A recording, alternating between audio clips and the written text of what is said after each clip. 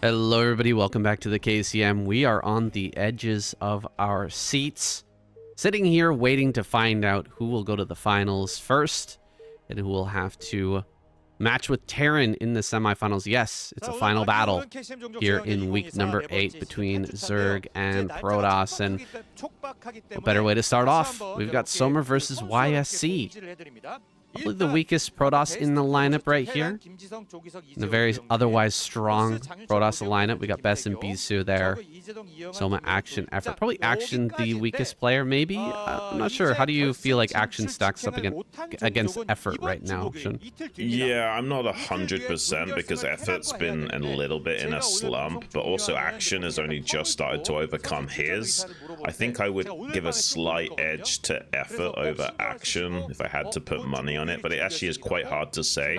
The only player that kind of is out of place in these lineups for me is probably YSC. He's one of these guys that hasn't been performing super hot in like recent years, so I'm interested to see if he's got, you know, new developments in his play, because it would be a bit strange to bring him out and not someone else. As like even Paralyze is a lot better than YSC, so yeah, I want to see some good things from him to warrant bringing him out.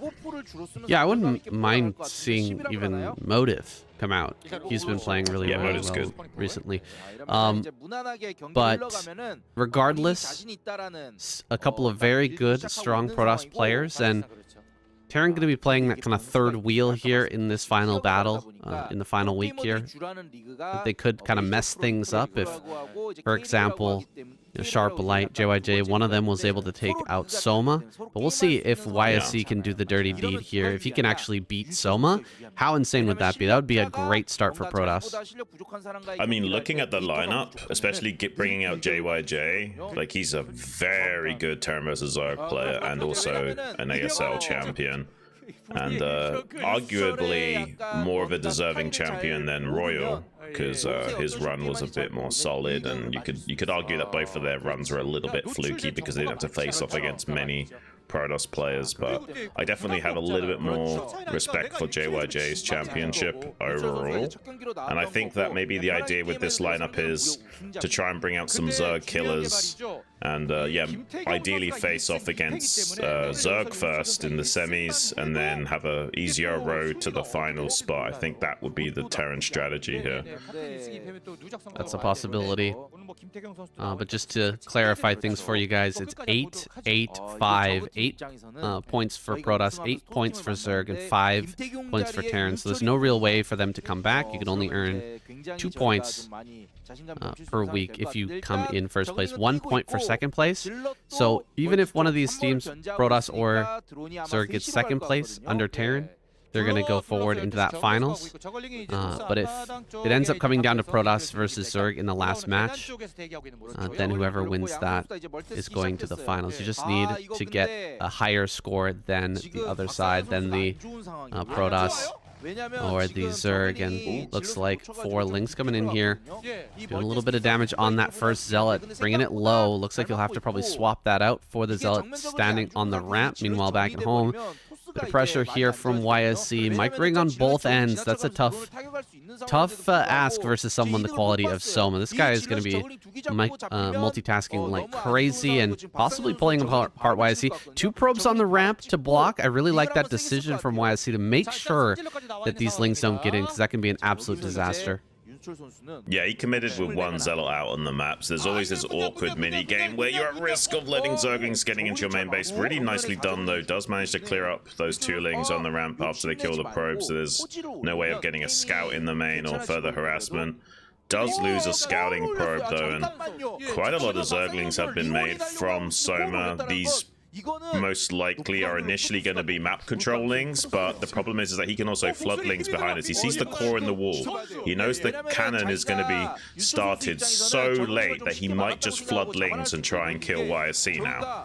Yeah, this is a scary moment here for YSC. What the heck? Zealot just walks out.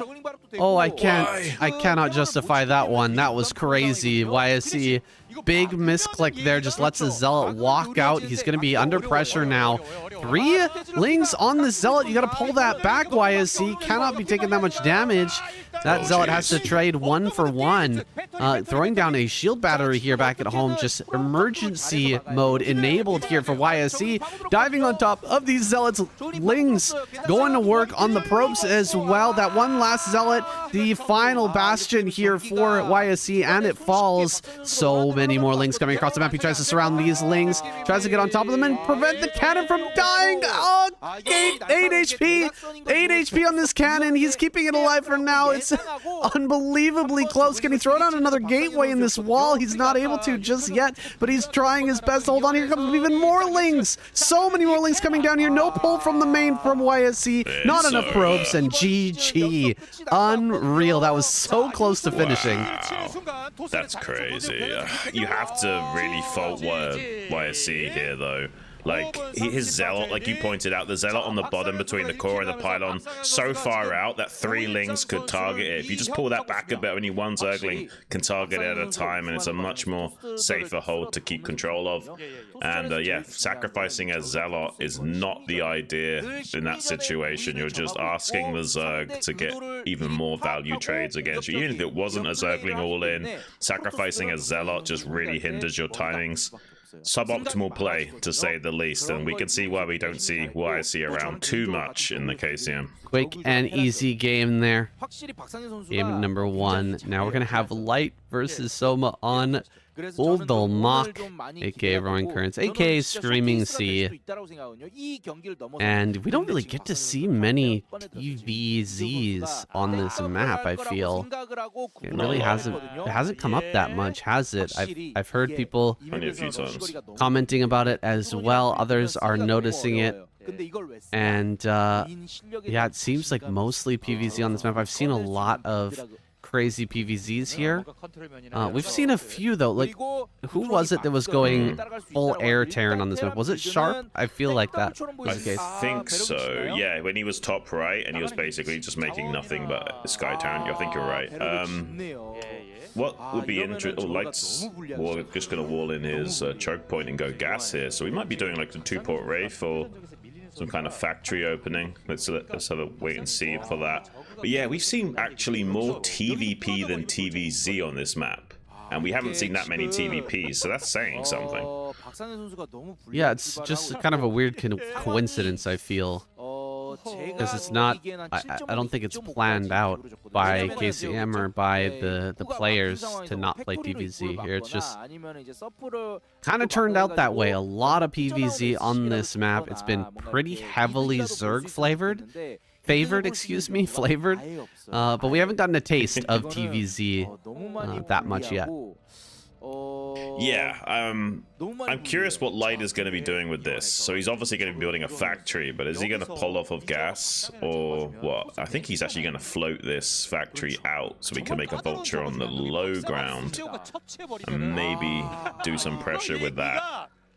But, I mean, Soma should be able to figure out that this is a factory opening just by the Terran wanting to wall in. It's a bit of a tell. Doesn't always mean that, but it's very rare for Terran to wall in like this if they're not doing some kind of gas opening. So I'm curious to see where the Lings go after the initial checking of the wall. Are they going to scout around the map for a possible proxy factory, or is he going to keep them here to kind of block anything from coming out, like the first vulture? If he's not getting link speed, oh, he's actually going to do 2-hatch Hydra. That's really interesting. You can do this against the factory opening. Yeah, it's going to be 2-port Wraith as well, I think. So Light is going to make 2 ports and try to put on a huge amount of pressure in the air. It doesn't necessarily mean he's going full Sky Terran, but he wants to get some damage early and keep the pressure on Soma. This early Hydra Den might just be the kryptonite, though, for this build. He's getting across this map super quickly, and there's no ramp in the natural going into the main that you can easily defend from, right? Usually you have that high ground main base. You can drop drop a bunker up there and, you know, surround with SCVs and just kind of make it hard for the Hydras to push in. Here, it's just a wall, and Hydras are going to be banging on that very soon. In fact, Hydras are already out here. He's going to be at least able to get on top of this high ground and block. Let's see how Light responds to this once he sees the Hydras. I like this from Soma. He's got the Zerglings on the ramp leading to the 4th base just to make sure the Vulture can't sneak around the map, and now he knows that these Hydras will be hidden if they are sent to that 12 o'clock position. So he's just going to show one Hydra at the front, like this is just a safety build to make sure he doesn't take damage to the, you know, the Wraiths and the Vultures, but he's kind of hiding 2 Vultures temporarily, and that might catch Light off guard a little bit. He's now spotting them with the Vulture, so it's great that he got vision on that. And he'll probably will be able to make a bunker. There it is. There's the bunker. Oh, actually loses the Vulture. That's a bit of a mistake, but it's going to be a lot of Hydras coming. Light has to respect that. He's going to have to bring a lot of SCVs to repair against this, because it is quite a lot of DPS that's coming in. Yeah, he's got to keep a big surround on this bunker. That's really cutting into his economy. The repair will also cost a pretty penny, but it's hard to break a bunker with just pure Hydralis, and there will be a tank coming out here soon. He's also going for Cloak, so, you know, that can help to defend. Unfortunately, he didn't kill the Overlord at the natural, though. Getting that Overlord would have really helped him out a lot. That way you can, you know, sit here and poke with the Cloaked Wraiths and push back the Hydras pretty effectively. But for now, Overlord right here at the front. Soma can dive on this at any time, and you have to be instantly reacting with the SCVs there. You're just going to lose everything. I really like what he's done here. He's got 8 SCVs surrounding that bunker. It's like almost the perfect amount. You essentially want about, you know, as many SCVs as they've got Hydras to guarantee that once they start killing the SCVs, the bunker won't instantly die. But you can see just how quickly the SCVs do still fall. And even though he's not breaking this because the tank pops out, he does kill a lot of Light's SCVs in the process, and they've not been mining that entire time. So technically, this is still not that bad for Soma. He did make a big commitment by going for these Hydras early game, but he's found the compensation to now, you know, justify going for this build. He's not going to be as behind as he would if he didn't get in there and kill those SCVs, for example. There is a slight tech advantage for Light here. He can harass with these Wraiths and utilize the Cloak to be super annoying around the map, but as long as Soma doesn't lose too many Overlords for free, he'll actually be pretty stable going forward. Yeah, no, this was smart. Diving on the SCVs there. It's not like Light can pull those away, right? If you just go for the bunker, then he's just gonna die. And so his only option is to maybe like load the SCVs that are being targeted, but that's really hard to pull off, especially when there's that many Hydras attacking, and you really do need to get that repair going. He's gonna send in the Overlord just to see what's going on. Get a little information here. He knows that's pretty much dead. It's gonna die eventually. He wants to see if there's any more Wraiths being made, though. That's a pretty key scout there. Soma doesn't react to these Wraiths coming in, but has only lost like what, 1 drone to the Wraith play? That's a lot less than you would want here as the Terran. Like, you want to get quite a few kills. You want to get a bunch of Overlords to really give yourself an option to transition into the next stage of the game. Oh, absolutely. And Light's gonna be, you know, chugging along on just one base for a while before he can even think about moving out to take this natural expansion. He's gonna try and do that sometime soon. You can see the CC started in the main base now to be floated out. It's gonna take him a long time to get set up on 2 bases, so it's actually a pretty good tempo lead for Soma. The one thing going for Light is he's got these Cloaked Wraiths to, you know, to do harassment around the map, and Soma knows just how important it is to not give up anything for free. You even have some Hydras here towards the 9 o'clock position that were escorting this Overlord, waiting for speed to finish, for those Overlords to get around the map a little bit more safely. Now he's taking his 3rd. So Soma's done pretty much everything he needs to stop Light from finding... Oh, there's a dropship. I don't think Soma saw that, actually. Not 100% sure about that, but I don't think Soma knows about this dropship that's coming in right now.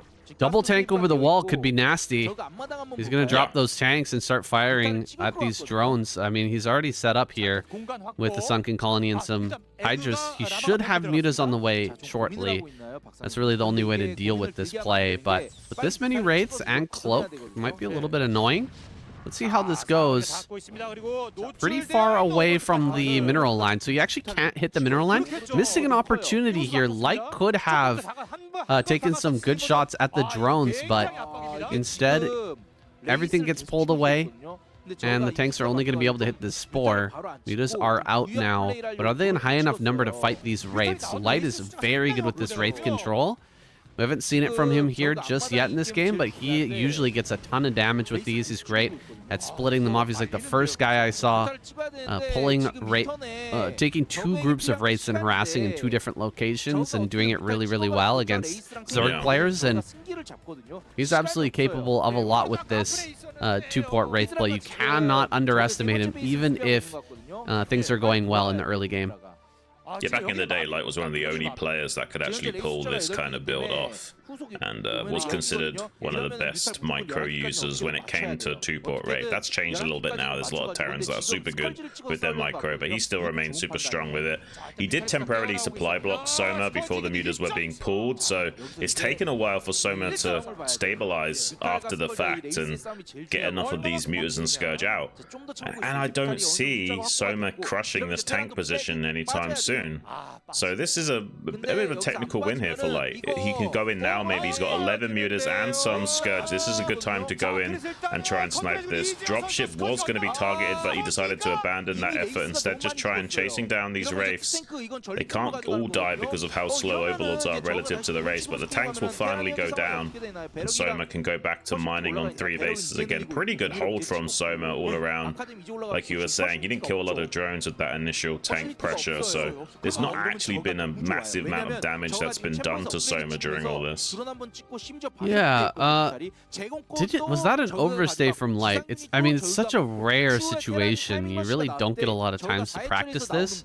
So, you know, he might have been able to intuit that there was going to be eventually enough Mutalisks to overwhelm the position. He probably knew that, but he wasn't quite sure when that was going to happen. Otherwise, I think he would have picked up the 2 tanks and just flown away at the right time. That's kind of a sacrifice there to lose those 2 tanks. A pretty costly price there, and wasn't really doing anything for quite a long time, just denying mining. Now coming in here, diving on top of the bunker is kind of crazy.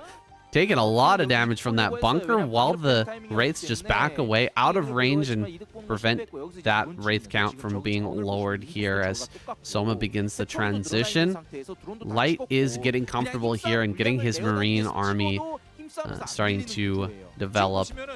We'll be seeing irradiate here soon as well as vessels start to come out, I imagine.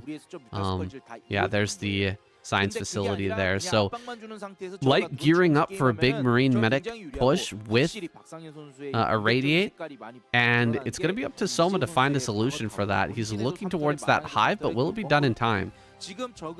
Yeah, I still think Soma's looking pretty good on paper. I do also like the heads-up play from Light there. Like, as Soma was dipping in with those mutas, he was trying to snipe the wraiths as they were popping out of the starports, and Light was very quick to cloak those up and prevent them from being sniped. So far it's kind of been okay here for Light, but Soma, if left unchecked, will explode in a big way once that hive finishes. Light kind of has to do some kind of pressure build now, where he just comes across the map and stops Soma from expanding to his heart's content, at least forcing reactions out of Soma, because, I mean, look at the supplies right now. Soma's actually eclipsing Light. This is going to get really rough for Light if he doesn't pull something out of the bag in the next couple of minutes. He's trying to go back into heavy SK Terran style.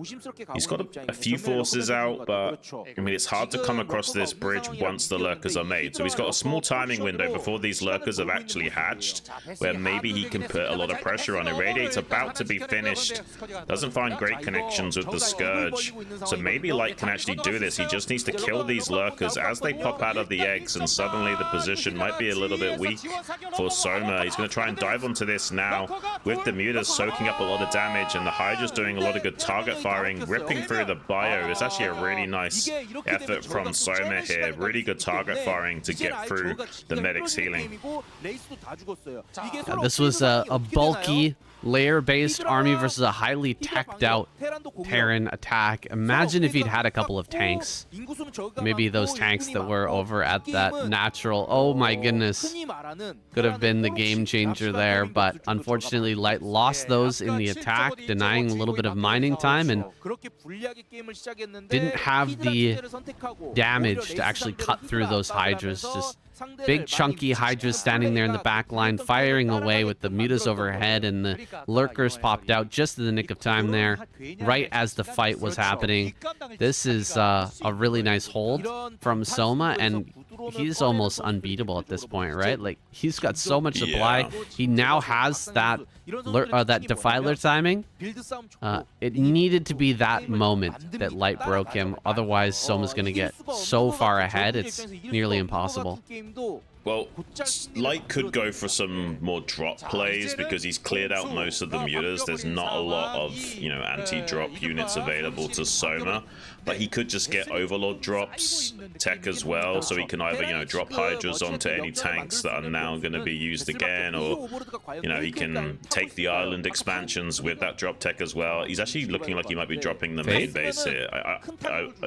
Maybe it's a fake, yeah, just to kind of pull Light out of position. Light is calling his bluff, though. He's just going to charge towards around tanks out of position, though. Beautiful D-Matrix on that frontal Marine. Will soak up a lot of damage, and tank doesn't get targeted down by Soma. He's now going for that now. Bit of a mistake from Soma not to get that sooner. Overall, though, Soma's just so far ahead of the curve that it doesn't matter. These small mistakes in Soma's positional play not being punished enough. Light a little bit running out of steam here. He is making progress towards this bridge. You have to imagine that it's only going to be a minute or so until Soma's completely set up with this hive tech. He's going to flood out some lings now just to buy time. Like, Defiler Mound is done. He's just waiting on that consume upgrade. All he needs to do is to keep Light at bay for as long as possible. Light knows it. He's going to try and surge forward, but how do you get through 3 lurkers burrowed on top of each other underneath an Overlord so you can't even irradiate the lurkers here? He needs to get that tank to do splash damage to all 3 of them simultaneously. That will force a dislodge of this position, and they also glitch out a little bit as they unburrow. Light's making good progress, but it's not fast enough. Yeah, it's taking a little bit too long to get over here. I'm expecting a Defiler to pop out at any second with that consume and shove everything away. The tank push is just a little bit too slow, a little bit too late. And here comes that Defiler. Dark Swarm in the face. Like, going to be thrown back once again. And Soma is just filling up this map with Hydras and taking expansions all over the place. I think he's even got a drop. Yeah, he's got a drop. He's taking islands, Shun. He's taking islands right now. He's got 4 bases, 4 gases, and he's taking islands and just preparing for the latest stages of the game, whereas Light is just still battling for control of this ramp. Yeah, drop tech is almost too good not to take a Zerg. On the one hand, you need an option to shut down like tanks behind your mineral lines that are being dropped without having to make mutas. And you also want to get value out of taking some of these island expansions and, you know, securing more and more tempo in the game. He's already ahead of the curve and he can push the win more button. He's surging forward now across the bridge, getting right into the face of Light, sending some Scourge after the Science Vessel. Actually, good that Light managed to pull back the Marines to kill those Scourge before he lost his vessels. That's the one saving grace of Light here, is he's maintained a relatively healthy vessel count during all of this. Not a lot of them have gone down, so that's certainly a comeback mechanic here. If he can keep churning out irradiates, but he can't afford to lose literally any vessels. One of them does go down. He needs so much irradiate to keep up with the production of Soma. And we're flying Defiler tech now, so the Defiler's also going to be protected inside the Overlord, and it will pop out when it's needed rather than allowing it to just be irradiated on the ground. Yeah, there it is. Drops it. Takes a couple of picks up a couple of lings for it with that consume and can start to push forward again here. Plagues are going to come down soon as well, and can't hold on to this 3rd base, unfortunately.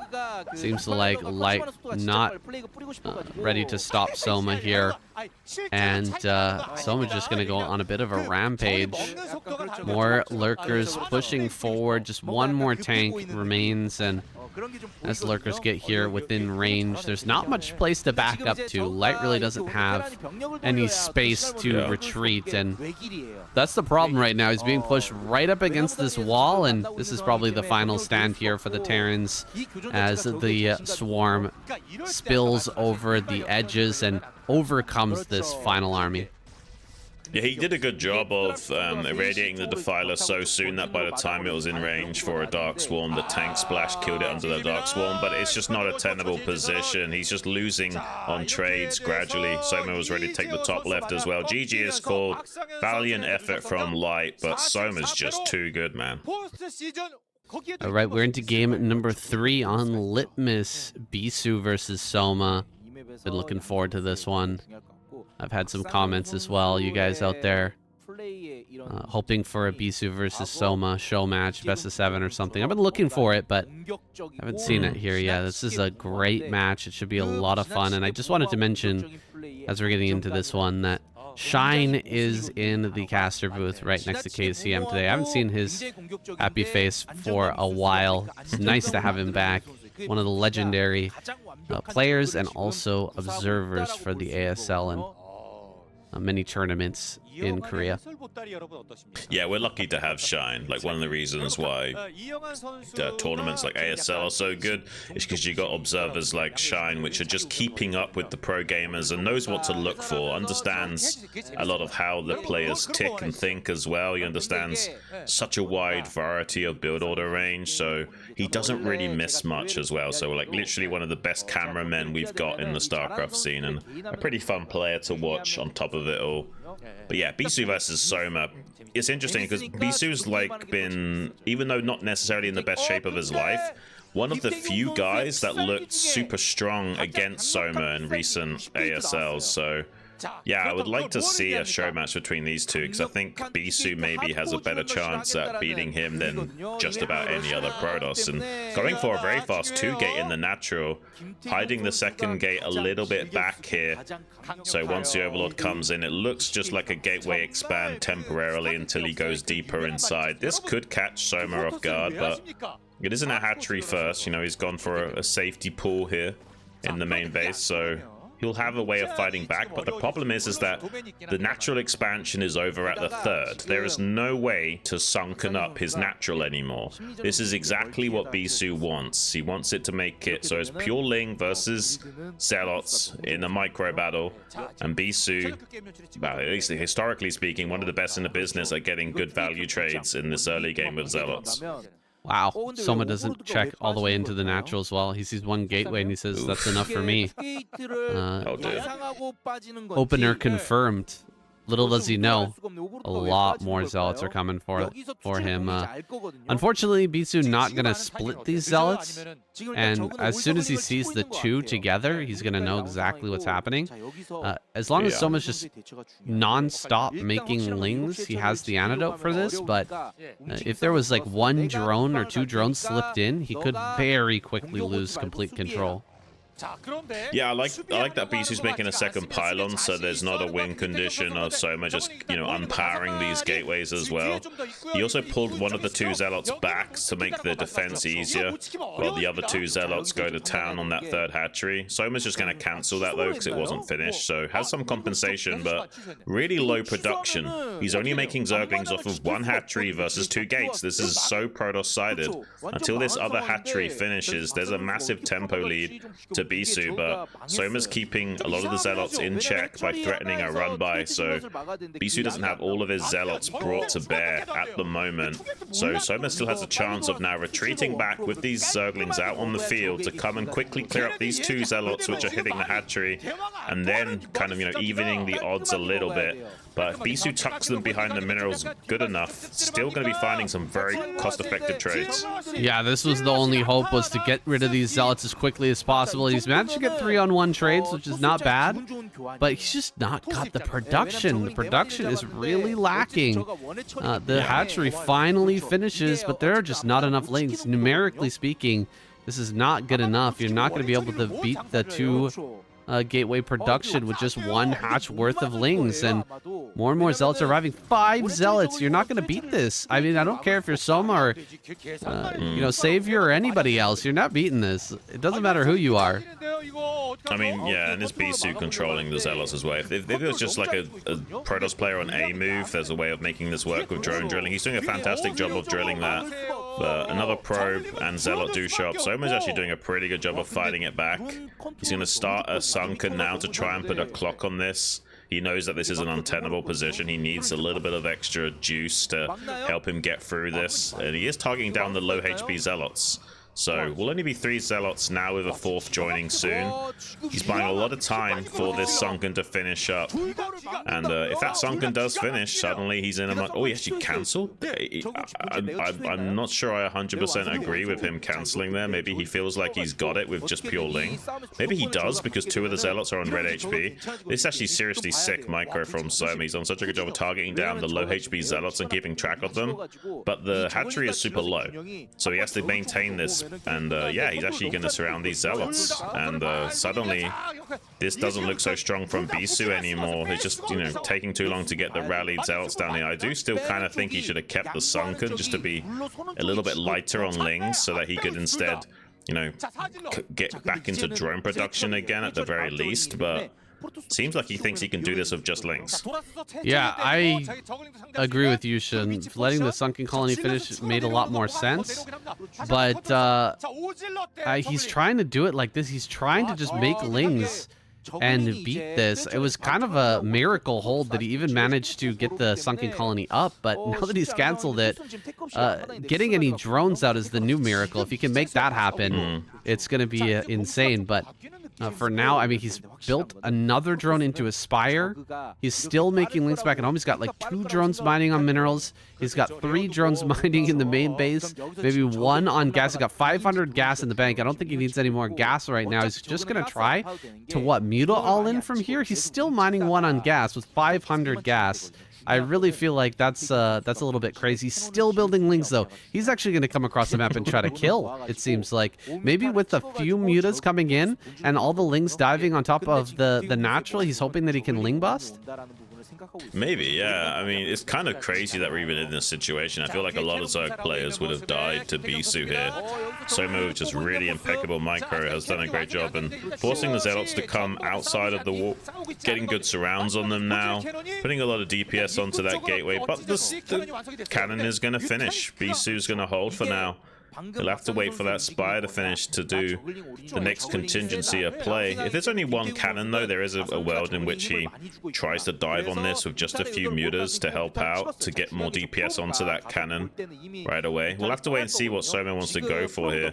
Looks like Bisu is going to glitch out a probe underneath these back mineral wall just to get some scouting information, see what's going on in Soma's side of the map. He pretty much has no information until that Corsair's finished, so it kind of makes sense to get some kind of confirmation scout out of the contingencies that Soma wants to go for here. Once he sees there's not that many drones in the natural, it's going to really tip him off. You know what I'm thinking right now? Mutas are going to fly into the main. Bisu's going to send the zealots out.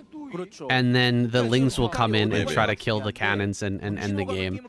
I think that's the hope here from Soma. We'll see how that goes. Oh, he's going to try and dive on the natural, kill the cannons this here. Makes more sense. Just go after the zealots. Okay. Okay, so he's going to kill the cannon here. Another cannon is about to finish, but about to finish and finished is a totally different thing. Yeah. He's actually going to kill both of them and go for the 3rd. There is a Corsair making, he should be making cannons in the main too. Remember, there's almost no economy here for Soma. Almost nothing, and he's going to scout that now. So I think that Bisu should realize that as long as he just keeps 1 of these bases alive, just placing cannons in the main base might be enough. It might be okay.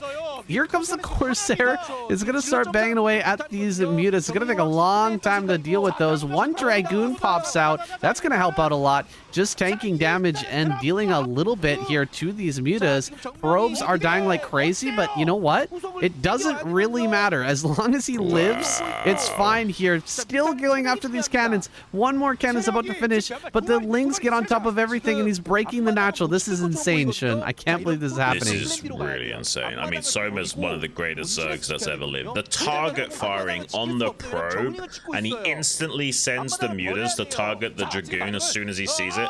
Like, the decision making is almost unparalleled here. It's crazy what he's able to do with such little economy.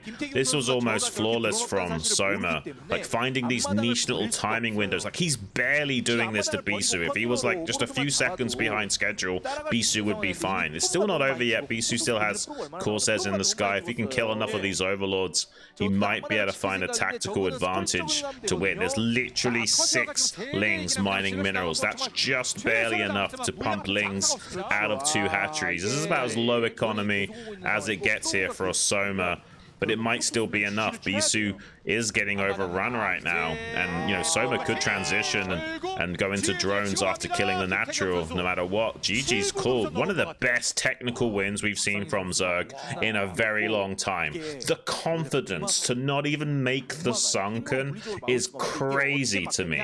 Like, he had no intention of transitioning. He felt like he'd be slightly behind the tech curve of the game if he did that, and would be playing a bit of catch up despite being able to go into 2 hatchery spire, and just thought, no, I'm not going to do any of that. I'm going to stay low drone count, and I'm going to take the tempo lead. I'm going to out micro Bisu, completely abuse the slow zealots, and I'm going to get on top of that cannon with my mutas and the natural.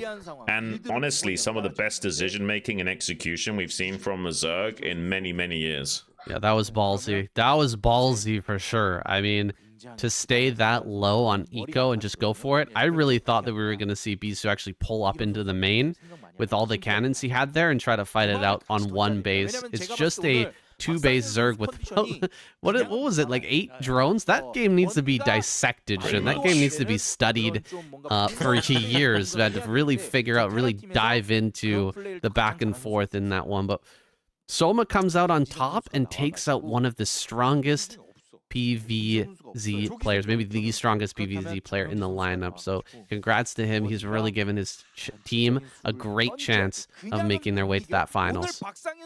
JYJ, our next Terran player in the lineup, kind of a TVZ specialist. Is he going to be able to take out Soma here and give a little bit of hope to the Protoss squad, who's only got best as their final remaining player? It's going to be a tough sell for him. It's going to be a heavy lift to get through his squad to that final spot. I mean, he's capable of doing it. We've seen him all kill in the past, but I'm sure he's hoping that JYJ can do him a solid and take out Soma here first. Yeah, I think you kind of need JYJ to slay Soma right here, right now. Soma is just a different kind of beast. It's so interesting because even Artosis recently, with his most latest video, confirmed that, you know, putting his own Terran biases aside, he actually thinks that the Zergs are just playing better than the Terrans and Protoss players are right now, and we've wholeheartedly agreed with that sentiment for a while now. We might be Zerg players, but we're big fans of a lot of these non-Zerg players, and we would like to see them do a lot better as well. But the reality is that players like Soma are just so good right now. It's not that the race is OP, it's just that they're making the OP things about Zerg seem even more OP than usual. They're just that good at the game, and Terran and Protoss kind of need to, you know, follow in that footsteps a little bit and learn to exploit their race a little bit more than they have been. I think the problem is that a lot of these guys are kind of set in their ways, and they're not really going to the lab and innovating much and updating their styles, whereas Soma is getting an update patch almost like every other week. He's slightly refining himself into a better and better player. Shin is saying, don't just take our word for it, guys. It is common perception right now that Zerg is just pulling ahead by leaps and bounds. They are innovating at a faster pace, but that doesn't mean that all hope is lost. We've seen a lot of strong plays from players like Mini lately. I think he's the one who's the most innovative in the PvZ matchup. I mean, Bisu is strong, no doubt. He's a very good player and has historically one of the best PvZs out there. But I'll tell you what, I just watched Soma get defeated 2 times in a row. 2 best of 7s back-to-back versus Mini. And Mini was looking fantastic in both those series. So I think there are innovations happening. I don't know if it's going to be able to catch up to a player like Soma. He is just seemingly so dedicated to the game right now and pushing the Zerg race forward. Seems that way. And Mini is one of those like optimizer players that is working on things the other Protoss players aren't even thinking about. And maybe there needs to be more camaraderie within those races where they're helping each other out a little bit more. I'm sure there is help going on, especially when they've been knocked out of the ASL. They're going to, you know, help out their fellow Protosses a little bit, or fellow Terrans, if the case may be. But you need to have more of that. There needs to be a little bit more teamwork going on within the races to help each other out. Because at this pace, the Zerg are just outdoing the other 2 races. And it might be another year or 2 until some kind of fire is lit underneath these guys to actually be forced to come up with something different. We've got a 2.5 hatchery coming out of Soma here, optimizing for macro and economy a little bit. And just a pretty standard 1 Rax +1 from JYJ. Going to be optimizing his tech and not really having a strong move out timing. But he might try and still fake a move out just to see if he can force a second Sunken out of Soma here. Wouldn't be a bad idea, but also you have to really respect the possibility that Soma has a lot of speedlings that could just run by or gobble up this Bioforce. And Soma is also good enough to scout with this Overlord in the natural and see exactly how many Marines and Medics have been made, so he knows this is probably only 1 barracks worth of production, so he's not going to be fooled so easily, and we'll just keep on 1 Sunken for now. Going into 4 racks is JYJ. This is like a light version of the build where you kind of get the upgrades really quickly, faster range, faster +1, and then you have this explosion of bio towards that early mid game. And it is a very strong way of playing Terran.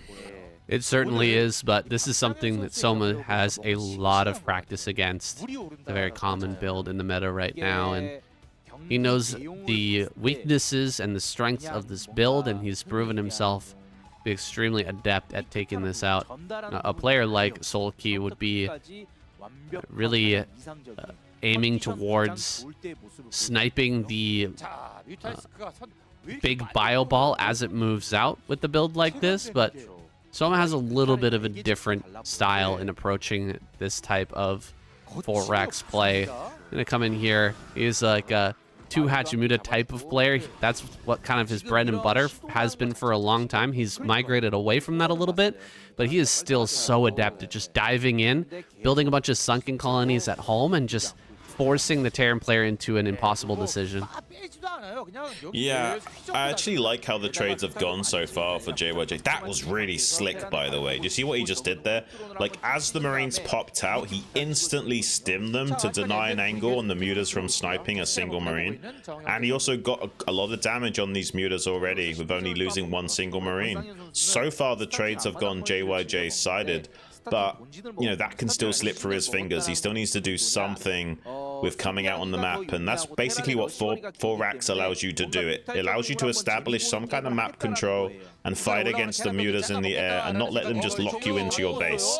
So now he needs to double down on that and actually push out a little bit here and keep joining up forces with more and more bio. He's killed these 4 lings, which is nice. He needs to be careful not to overstim too much so he doesn't drain through the medic energy. But he has got 4 medics, and that's like quite a hefty amount. Usually you'll sometimes only see 3 with this army, so going for 4 allows him to pre-stim a bit more and kind of bait out the mutas into trading unfavorably, and he's going to stay in a square formation to also deny the mutas from sniping too much here, and we'll kind of stay near the natural so we can keep joining up more and more bioforces. Meanwhile, Soma going for Zerglings as well as these mutas, wanting to gobble up this bioball with muta ling, but if JYJ gets a sizable enough bioball, the muta ling kind of loses value.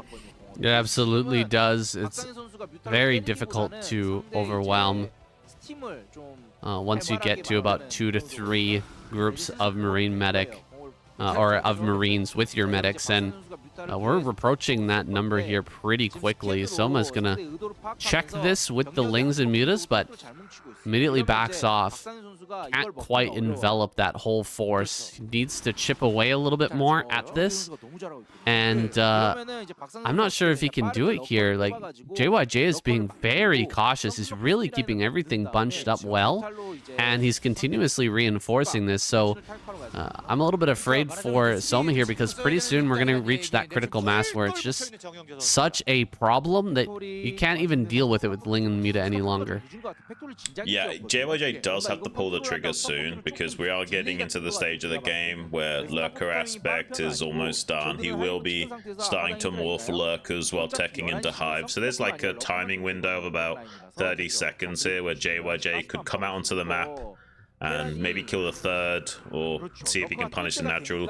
Soma going for a bit of a counterattack in the main base, trying to defend by attacking, wanting to turn JYJ around, but JYJ is just going for it right now. There are going to be some lurkers hatching soon, so I don't necessarily think JYJ can break. Yeah, he's not going to break 3 lurkers with 2 sunkens. Only 1 sunken right now, and I think Soma transferred 2 hydras to the top left to morph lurkers as well.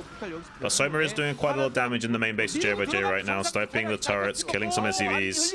JYJ shouldn't pull the trigger on breaking Soma right now. There's no way he's going to kill that.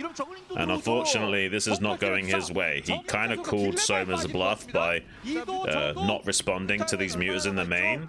But Soma will set up in a timely manner in his own natural. Some Zergs might be a little bit slow in that, and because they may have misoptimized, made too many mutas or something, and didn't have the lurkers. Well, JYJ's actually going to try and break right now. The Overlord over the lurkers makes it a little bit harder to actually target them down, but he's doing a really good job.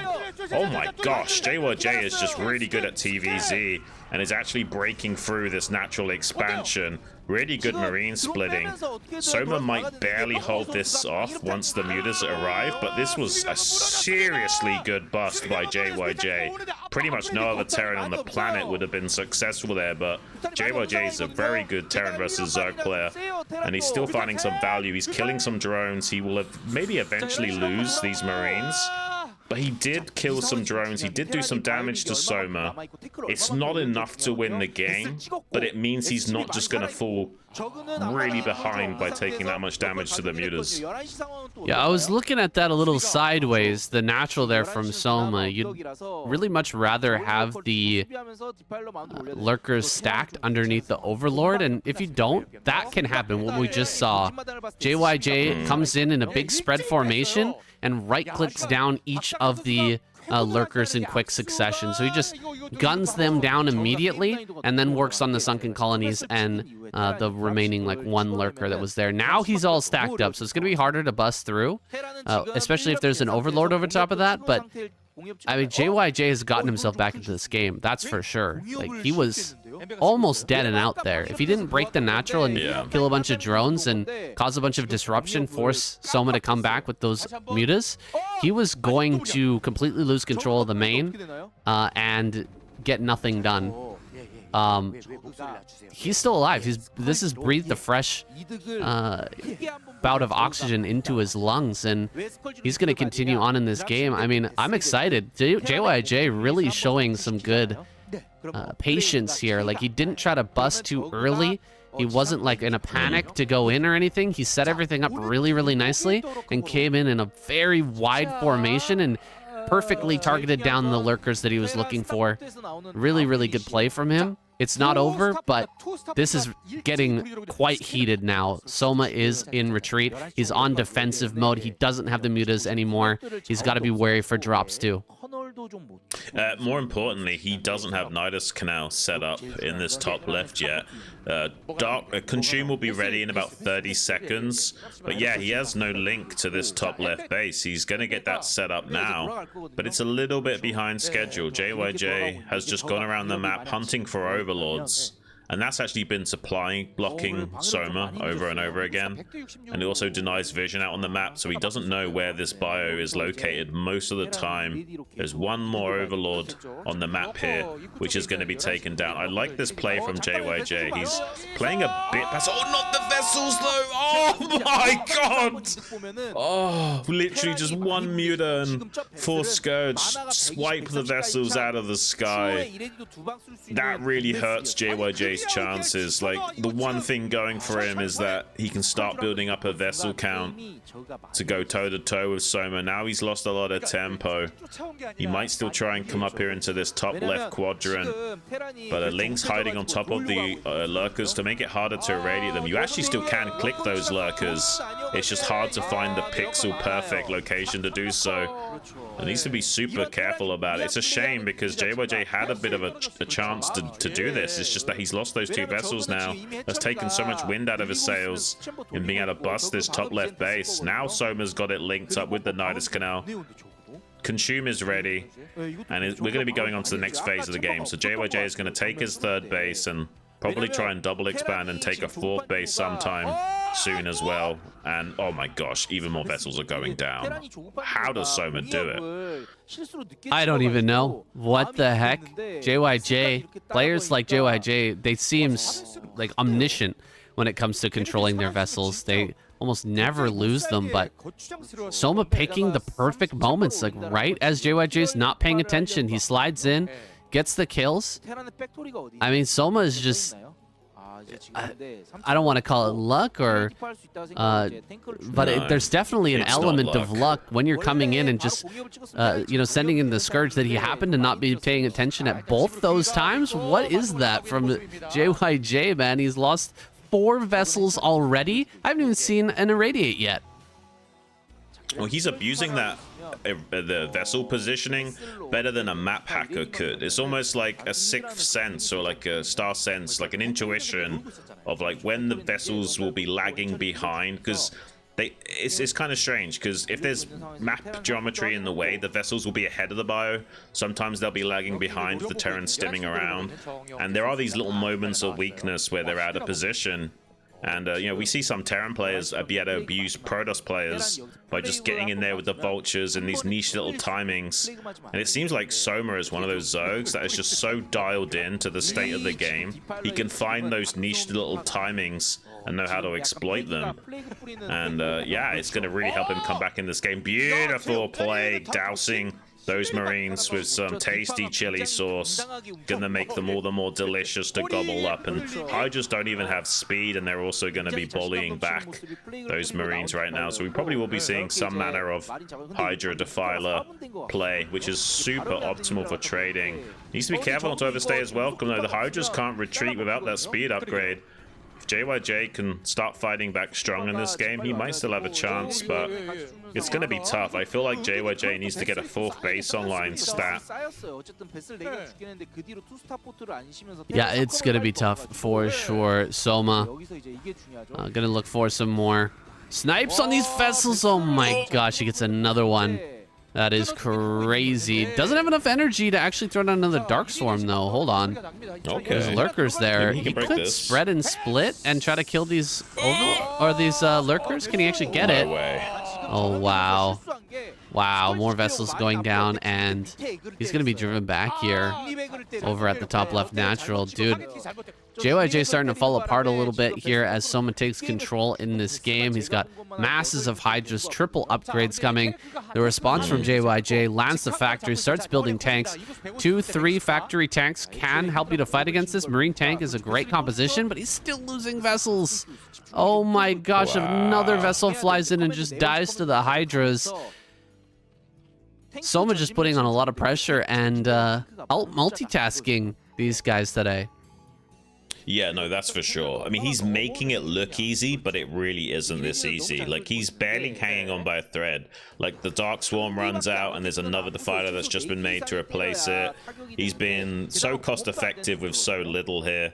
Most Zergs would be struggling to keep up with JYJ right now, but Soma's one of the few guys that can make it seem this easy. He's got the jazz hands to do it. Does lose the 2 lurkers under Dark Swarm here. The one thing that's missing for JYJ is a few fire bats peppered into his army so that he can, you know, dislodge the Hydras underneath the Dark Swarm and make more progress without being, you know, delayed so much by Soma's tactical play. Finally, JYJ is getting that 4th base online, but we have the 4 gases already set up for Soma. He's going to go into the Ultralisks now and really start to outscale JYJ in production if he's not careful. We could see BCs from JYJ here, or, you know, 3 factory tank, anything. He just needs to transition a little bit. He can't stay pure SK Terran after losing this many vessels. He's actually making some tanks behind this. So far, though, pretty much every vessel dying in the sky. He's targeting them down so effectively. We finally have a couple of Firebats under Dark Swarm, but it's a little bit too late now.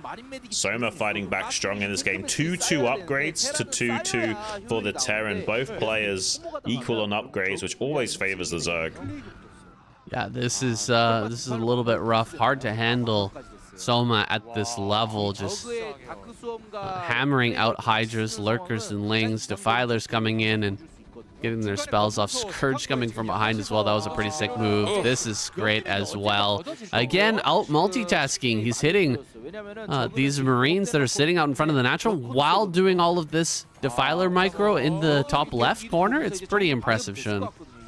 Oh, it's really impressive. He has basically the same APM as JYJ. He's just way more effective with it.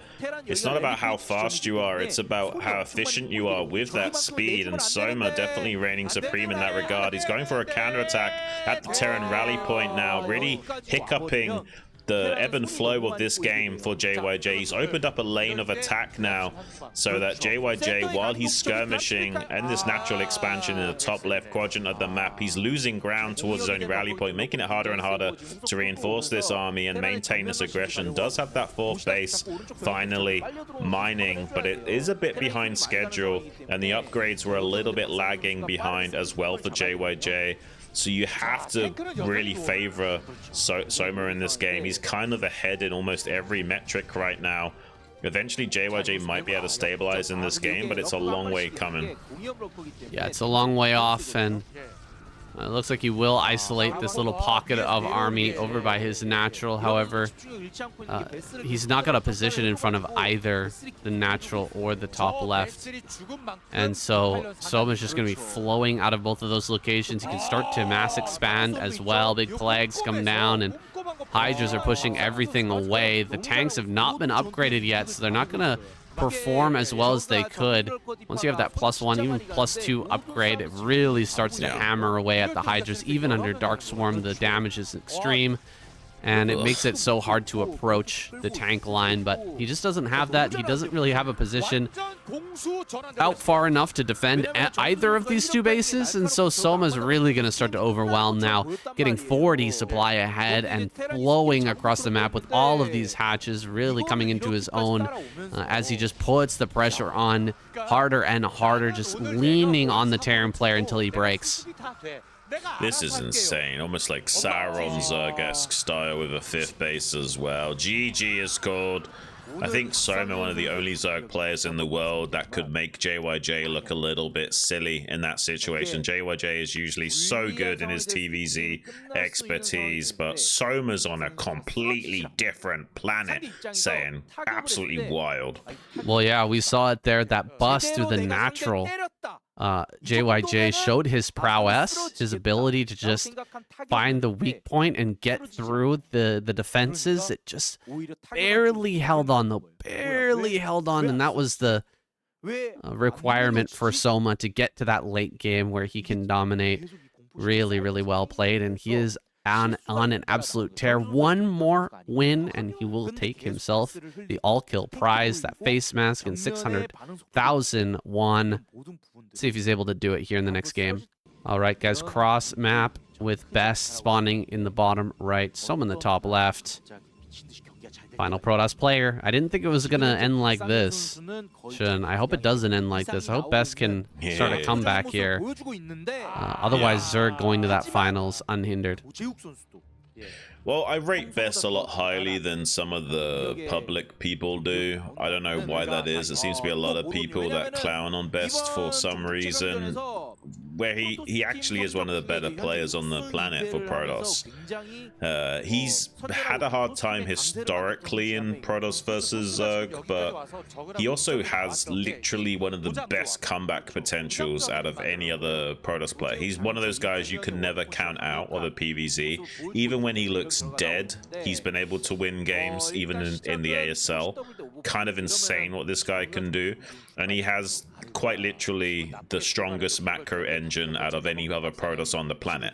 So I'm curious what he's gonna bring to the table here. And he's going for a possible cannon rush. He's taking an 11 Forge with a double probe scout, just in case Soma was to take a greedy natural right ahead of schedule. He'd be able to maybe punish that. But Soma's gone for a, an overpull style opening here, so we would not be seeing the cannon rush. I was also considering, was Best going to be cheeky and maybe go for a Nexus first, and he maybe would have gotten away with it if on the cross map as well, but maybe he feels confident enough that he doesn't need to take any liberties against Soma. I'm not so sure he can crush Soma, but I do give him a lot of chance in fighting back strong. Yeah, I feel like if Best wins this game, it's going to be with a 2 base or 3 or 4 base timing. I don't think it's going to be early game, something like Mini with like a strategic Zealot takedown, Corsair, DT type play. He is so much better with his engagements when it comes to Storm, High Templar, Dragoon, Zealot. Those tools, once they're available, are best used by Best. This Protoss player, this beast of a comeback player. You said it already, but just want to say it again. Nobody's better at coming back than Best. He almost seems to play better when he's behind.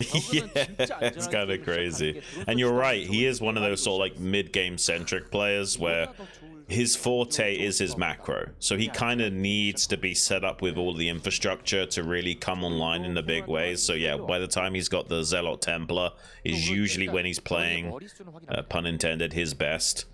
And usually will favor these Forge openings as a result. He just wants to survive early game shenanigans to get into his, meat and potatoes.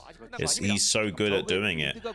And yeah, even as long as he's got 2 bases mining, he has a strong timing window to kill you. A lot of Protoss players, even Snow, they've got these great micro abilities and stuff, but especially once the mid-game rolls around, their macro and optimizations are really slipping below par.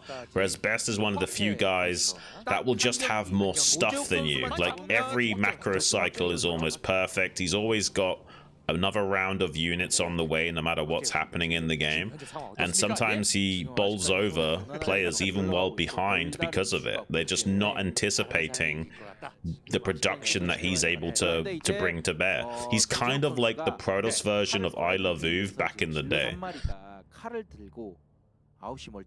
Yeah, he's got a special something to him. That's why we really appreciate this guy, and I'm sure that the general public, the common Broodwar viewer, will eventually see this guy's worth, especially if he wins an ASL, which I hope he does win at some point. I think he's definitely capable of it. He's bringing his Zealot over here to this 3rd base. Going to be driving away the drone and taking some attention away for Soma so that maybe this probe can slip in. He's still trying to get it in there. He's done a good job of keeping that alive so far. One of the most important parts about PvZ, we've talked a lot about the mid-game, but the early game is very difficult against Soma. You really have to be on your toes and keep the pressure on so that you know exactly what's coming.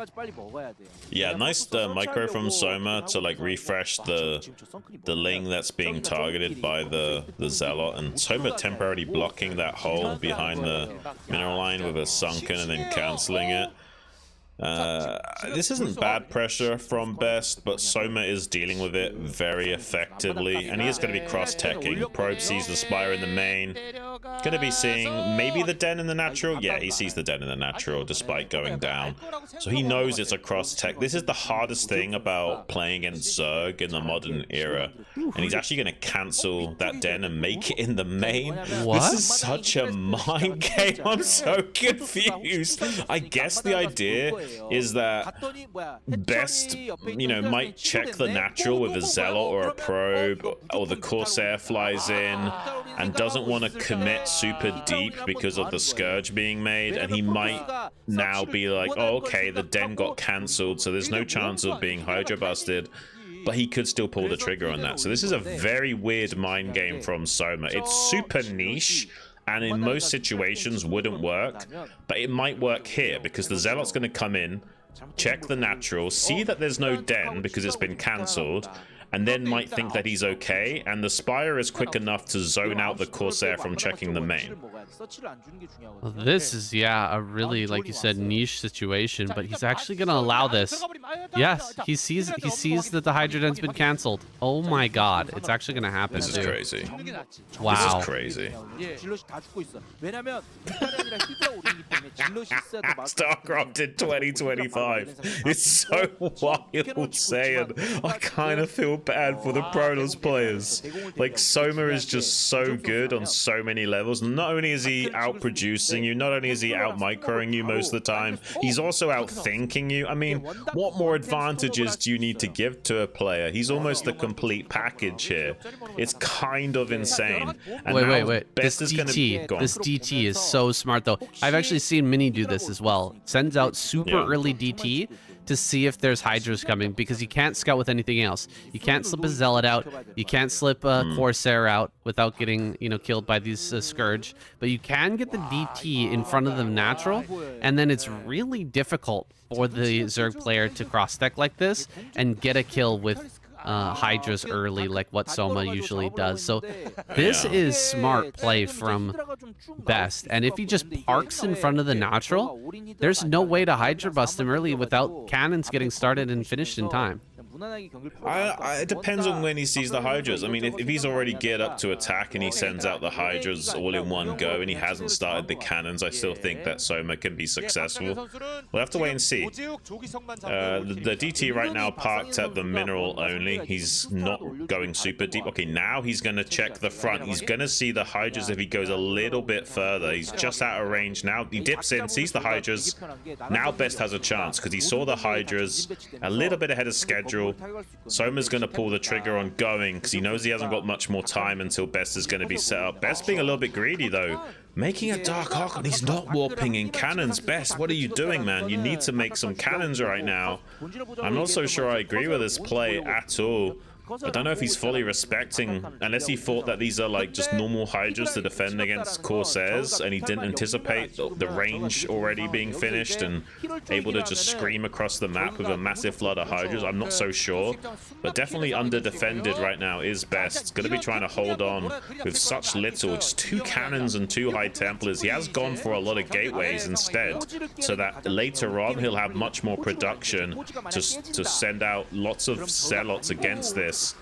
Soma picking away at the wall. He did see the Hydras ahead of schedule, so maybe he feels like he can get away with being greedy. This is super insane from Best. He's being so cocky about it, but it could pay off still. Like, this actually might end up working out for him. It's kind of wild.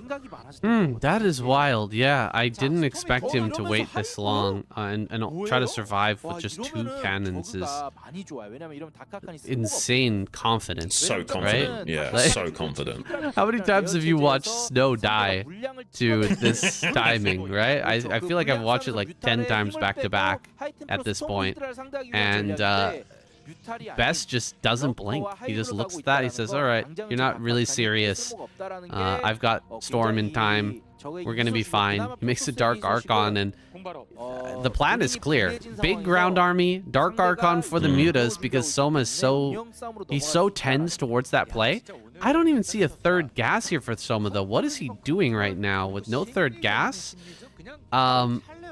He's not switching into Mutas, he's just building Hydras? I actually think that Soma is in survival mode. I think he realized, hang on a minute, I didn't force cannons with these Hydras, and it was kind of like a double fake. Like, I'm gonna sneak a Hydra bust under your nose, but you scouted it, so I'm gonna turn it into a fake so that, you know, you have to make cannons and it will slow down your timings. And Best is like, nah, I just won't make the cannons. I'll make the gateways and then I have enough units to kill you.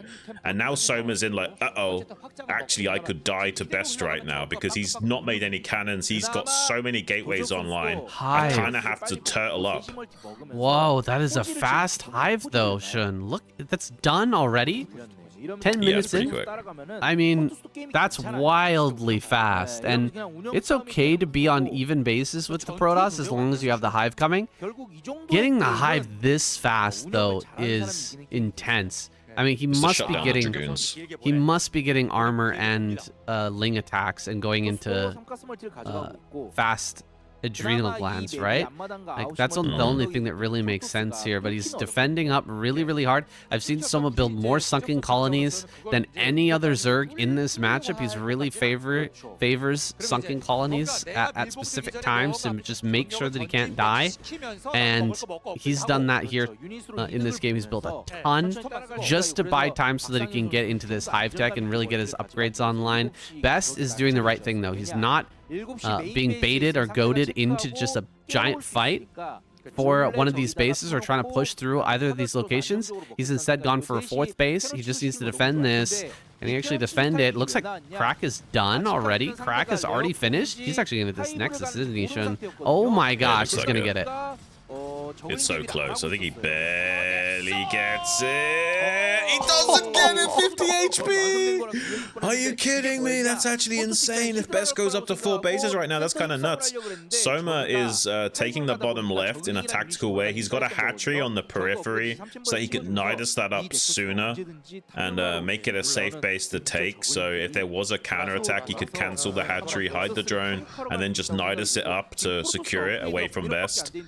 And but he's kind of failed to kill this expansion at 3 o'clock now. He desperately needs to get in here with some follow-up Zerglings to shut this down. He's sending those Zerglings in now, but there are still some Zealots and Cannons here waiting for those Lings. He's not going to kill that Nexus, saying suddenly Best on 4 bases and looking pretty strong. We do have the Defiler tech available for Soma, but we've got the counter. We've got the Dark Archon for feedback. This could go badly for Soma still. He is going to shut down the siege by getting these Dark Swarm clouds up so that the Dragoons are forced back over and over again. Storm can go online down that. Best the counter-attacking into the bottom left quadrant. Luckily, Soma's all set up down there already and will nidus that up as well to be super safe. This is a really good game that is starting to develop.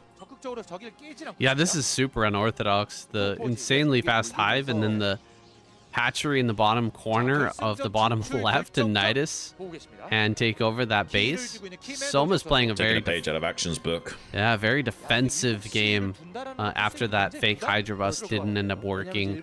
The mind games of Soma just going right over the head of our Gorilla Protoss, and he's going to go ahead and push down into bottom left here, try to use his Ape Strike to just smash through that base, but it's going to be tough with the amount of upgrades that have been gathered for Soma. He's got the adrenal glands, and the upgrades are really starting to kick in here. Like I said earlier, he went for the double upgrades on the melee, so these Lings are going to be trading well.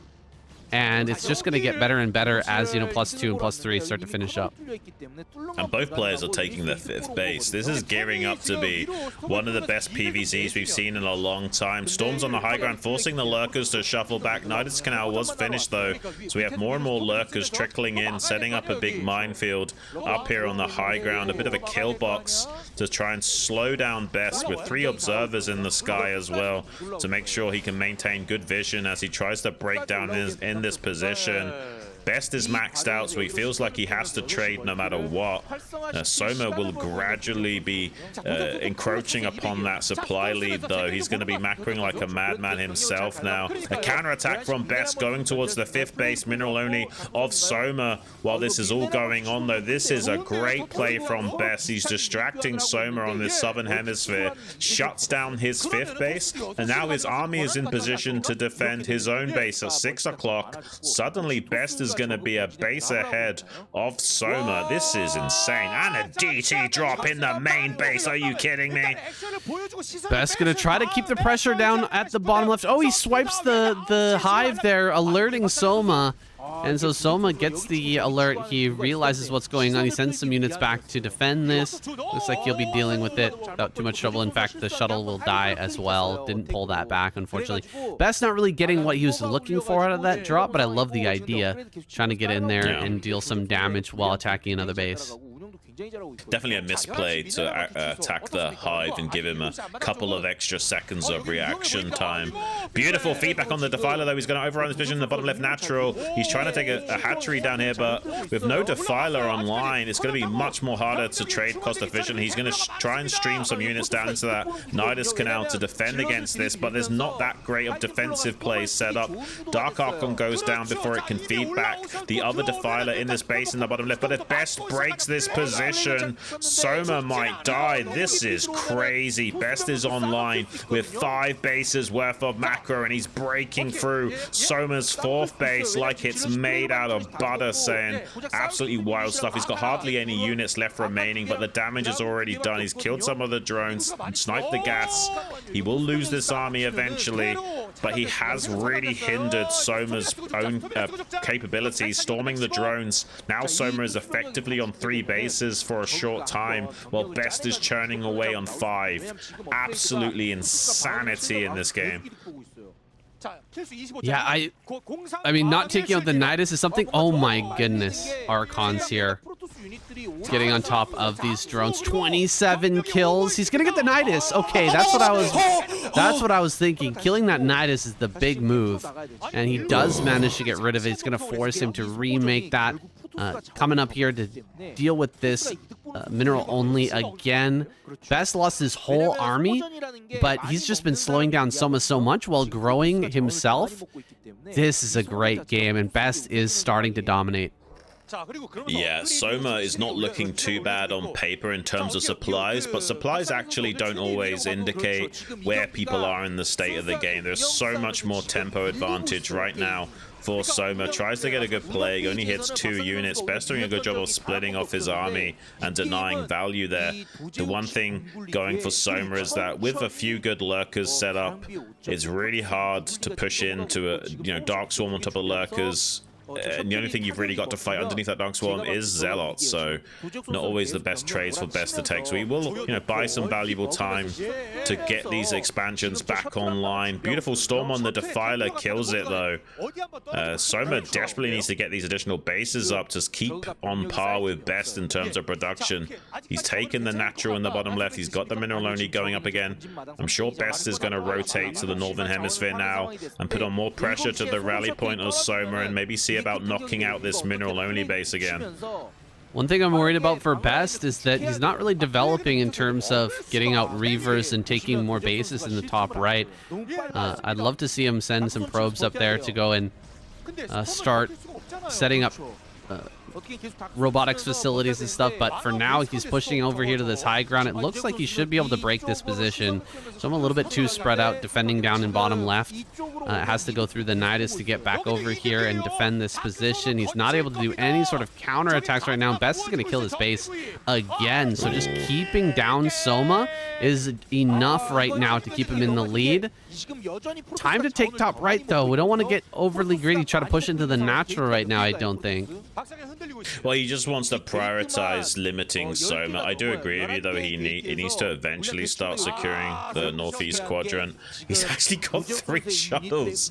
Best is kind of playing like a madman right now. I do agree with him just going full steam ahead of his production temporarily, making sure that he can maintain the tempo lead over Soma and shut him down in this game. Soma does have the gas expansion in the bottom left natural. But yeah, both players now going to be starting to be mined out. We got a massive drop play that's going to be coming into the main base of Soma. Soma spotted it and is going to try and intercept these units as they come out. Best was looking to kill a lot of these tech buildings with high DPS units such as DTs, but Soma saw that in transit and already has the response to that to shut it down. Meanwhile, Best pushing into the bottom left natural with a massive army right now, and he's got enough Storm to keep challenging anything that's underneath these Dark Swarms and plenty of Zealots as well to do some heavy lifting for the drones being nullified by that Dark Swarm cloud. This is kind of an insane game. A play going off in the mineral line on drones and Zealots alike. It looks like Soma's going to barely hold on here, but he actually plagued his own hatchery as well. It's going to make it a little bit easier for Best to snipe later. 1 DT trying to have a field day in the main base. I think he killed like an Evo chamber and something else, but it's not enough damage. But he is trying to distract Soma on 2 different fronts and keep laying siege to him. He's in a position where he's almost killing Soma. Just needs to maybe kill this hatchery one more time in the bottom left natural to really solidify his position. Soma desperately trying to hold on. Lots of rallied units flanking from behind now. Best gonna have to try and shuffle away. He has got more Zealots streaming in from his rally point. He really does want to try and hammer the nails into Soma's coffin right here, right now, and get a snipe on this hatchery. Yeah, he does not want to take a base over in top right. He's dropping down here into this last bastion of Zerg, trying to get some big storms on all the drones. Really good damage here, killing off all these drones and forcing the rest into the natural. And that's it, guys. I don't see how you can survive from here. Soma's gonna have to tap out as Best overwhelms the position. The tempo play from Best and all the drops, all that craziness climaxes here with a win for Protoss. Beautiful, beautiful game. One of the best we've had all season, Shun. That's definitely going in the best of 2025. Holy, Best is on the comeback trail. All right, we're hopping into game number 6. Sharp versus Best. Best needs to keep this ball rolling. He wants to take Protoss to the finals. Such a heavy lift, but the biggest boulder has already been turned. Soma is out of week 8, and Best just has to take out 3 more nerds to make it happen. He'll also get that the all-kill prize too if he manages it. Everybody else just looking for their opportunity to finish him off and grab that final spot for themselves. I'm just so blown away by how good Best is, man. I mean, Soma is like quite literally the most dominant Zerg on the planet right now, and looking like one of the greatest Zergs of all time. And Best, like, so confident in that game to only stay on 2 cannons and 2 Templar. He's like, nah, I got this. Like, the reason he won that game is because he didn't make those cannons, because he, you know, got his gateways online so quickly that he secured the tempo lead over Soma and kept the pressure on for the entire game as a result, and never let Soma any room to breathe at all. Just pure insanity. And the fact that he got up to 5 bases and denied the Nexus being sniped, you gotta give it to him, man. You gotta take your hat off to this guy, one of the best in the business, pun intended. And now he's playing a TVP, and he is quite literally the best Terran versus Protoss versus Terran player on the planet as well. Yeah, I think that Snow might be in the contention for that spot, but I tend to agree with you. Best is insanely good in this matchup. He is so fantastic with his overall army control, and what we theory crafted at the very beginning of that last game kind of came true. Best played a fantastic mid-game style. Didn't have to even go into that late game that I was mentioning, going to Reavers and trying to hold on for the super ultra late game. He just managed to crack him open with some really good army movement and a couple of little drops to keep his attention while just pressure, and see if he's able to do the same with these other Zerg players, assuming he makes it through Sharp here. But Sharp is a great player. He's one of my favorites of all time, one of my favorite Terran players of all time. He's managed to throw down his CC here, and we'll be getting back into that gas as he gets his first vulture out on the map, looking for some damage. He is totally capable of taking a win over Best if he can get in and get a little bit of early damage, whether that's with drops or just with a run by. Sharp is always looking for those opportunities. Right. I do agree with Best's decision to just keep his foot on the pedal and not even risk shifting up a gear and just keeping the engine redline the entire time and never letting a chance for Soma to come back. And yeah, Sharp's going to be okay about this position. He's not against a Nexus first. He managed to delay this bunker for a significant amount of time. He's got the 3 Marines to bully back a Zealot. And we'll have the 4th Marine coming out here to guarantee that there's nothing the Dragoon can do as well. Best is optimized in the sense that he didn't make a Zealot. And but besides that, I think that overall I like Sharp's opening a bit more than Best. He's slightly more optimized than Best is for the time being. He's going to be a bit sneaky with these vultures, see if he can slip them around and find a hole in the defensive line of Best here. I think if all 3 Dragoons come out onto the map, he's going to get behind this and actually do probe damage. Ooh, he is. He just finished up that speed. So going for speed before mines, you're really relying on getting some damage, and he is going to find that damage. My God, so much damage here. Dude, we might see Best go down. Oh my God, so many kills. That 5-kill Vulture, 6-kill Vulture. In the end, after that gets taken down, Best is in a horrible spot. The speed play works out brilliantly.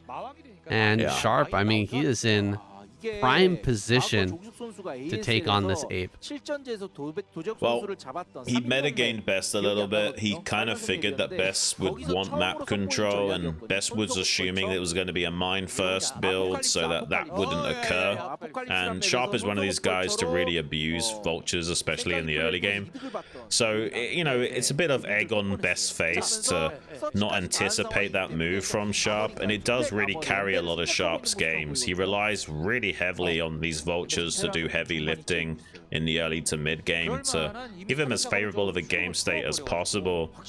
We'll be getting some mines up at that natural third of Best belatedly as well and a snipe on the probe. Starting to stack up the damage now, delaying Best in every angle possible. It's gonna so much sandbag Best's advancements in his own infrastructure that he won't be as susceptible to being bowled over by Best later. One of the things that Best does is he's so good at his macro and army control, and when he engages, that he can break seemingly unbreakable Terran formations. Whereas having the third this delayed and already suffering this many probe losses, it's gonna really hiccup Best's ability to find his usual forte. Yeah, and when we call Best an ape, it's out of nothing but respect, out of love. This guy is so good at cracking those positions. He's even gonna block this. Nice. Okay. Ooh, okay. Shutting that down, not bad at all. I mean, without the full wall, it's easy to let some vultures slip through, but Best manages to go ahead and block that. And yeah, utmost respect for this guy. He is insanely good, but his style is just so... It's like a headbutt style, right? He's the type of fighter that just rams you with his forehead, because that's the hardest weapon that he has. You know, it's incredible what he can do with his army. But yeah, it is a very straightforward style. He lines up the square peg with the circle hole, gets a sledgehammer, and just makes it fit no matter what, Sam. Yeah, that's right. And it's brilliant to watch. And we couldn't be happier with the style, the real skill expression, and the different game styles. What makes StarCraft so cool, right? We get to see these different players, their different approaches to the match, to the different matchups, and you know, you watch a Best game, you can pretty well tell that it's either him or Shuttle. Well, if he wins, it's Best. If he loses, it's Shuttle. Yeah. The funny thing about Best is that even when he is behind, he finds a way of still getting those great engagements. Like, this game isn't over, but this is probably one of the best case scenarios for Sharp than he could have hoped for. He got the observer snipe in the main base. Best managed to get a little bit deep with that to see the tech. I'm not sure if he saw the entire factory count, so he doesn't know for sure. Is this, 5 factory? Is this 4 factory? It looks like it is going to be a 4 factory play. kind of optimizing tech a little bit more than usual. Sometimes you'll see Terrans just go straight into that 5 factory play and just rely on one armory churning out upgrades, and then using those 5 factories to either secure a 3rd base very safely or go for a timing attack here. And Sharp is kind of going the middle ground, where he's going to have a decent amount of units, but not a crazy amount as well. But he is ahead of schedule. He's got a 5th factory now. He just delayed making it. And I guess he's calculated that he did enough probe damage to best where he could kind of optimize his build slightly. So he is going to do a 5 factory style, just a little bit delayed because he knows he's already ahead. Yeah, he's going to push out very slowly here. I don't blame him. You don't want to get ahead of yourself against Best, because one poor engagement can be all it takes to suddenly hand the game back into the Protoss player's hands. So being very, very tentative, careful here as he moves forward. Sharp gonna try and slip a few units by. Actually, the natural once again wide open. Only the 2 cannons there, so can kind of slip over to that side. Looking for a couple of kills here if he can find them at the 3rd. Looks like he won't be able to get much, but he's opened a way across the map with the rest of his army. Look at everything just spilling across the map, because there's kind of a lack of rally lane for Best to bring all of his units forward. There's mines in front of the natural. Dude, Sharp is playing this out really nicely. There's some good micro being done here by Best to retreat here without losing too much, but the way that Sharp got ahead of that army and cut it off, and now he's getting over here to cut this off with the rallies. Dude, this is some top-notch Terran play, and Best is just doing whatever he can to survive it, simply survive in this situation. And he's pretty much losing all of his Dragoons. It was good play from Best to shuffle around with these Dragoons and, you know, apply as much delay tactics as possible. But really well executed from Sharp to cut off the path of retreat for those Dragoons.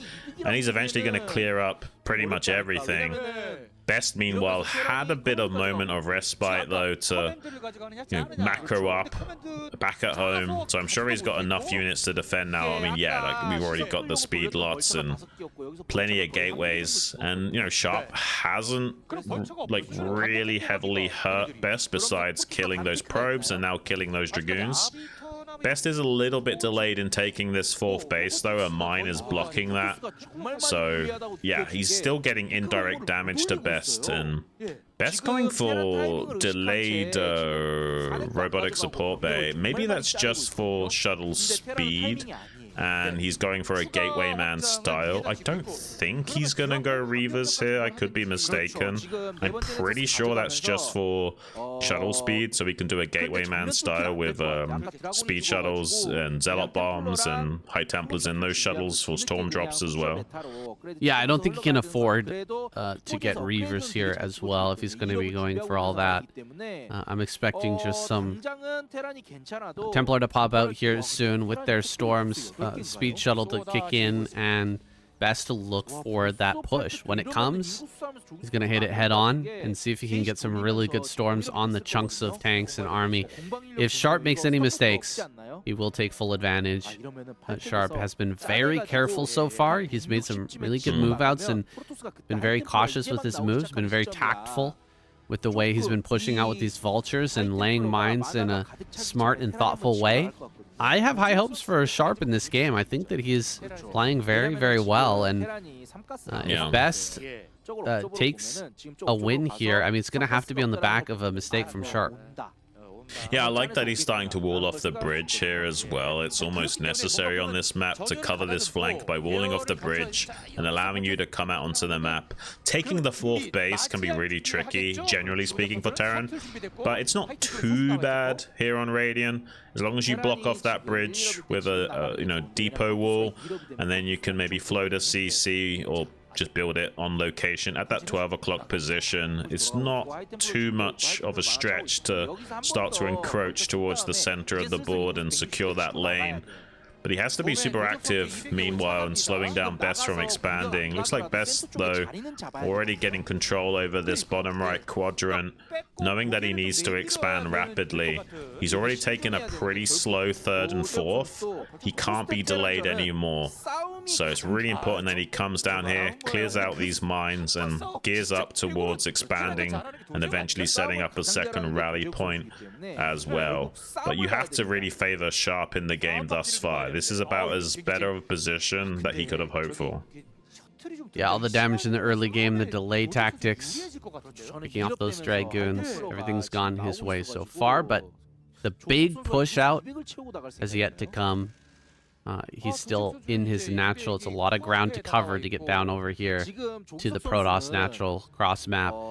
Best is going to have some opportunities, and he's going to look to capitalize. There's the Observer. Nice snipe on that, getting rid of it. Going to make it harder for Best to maneuver his army and deal with these vultures that keep slipping out onto the map to lay down mines and just hurt the rallies of Best as they come across that map. Totally maxed out.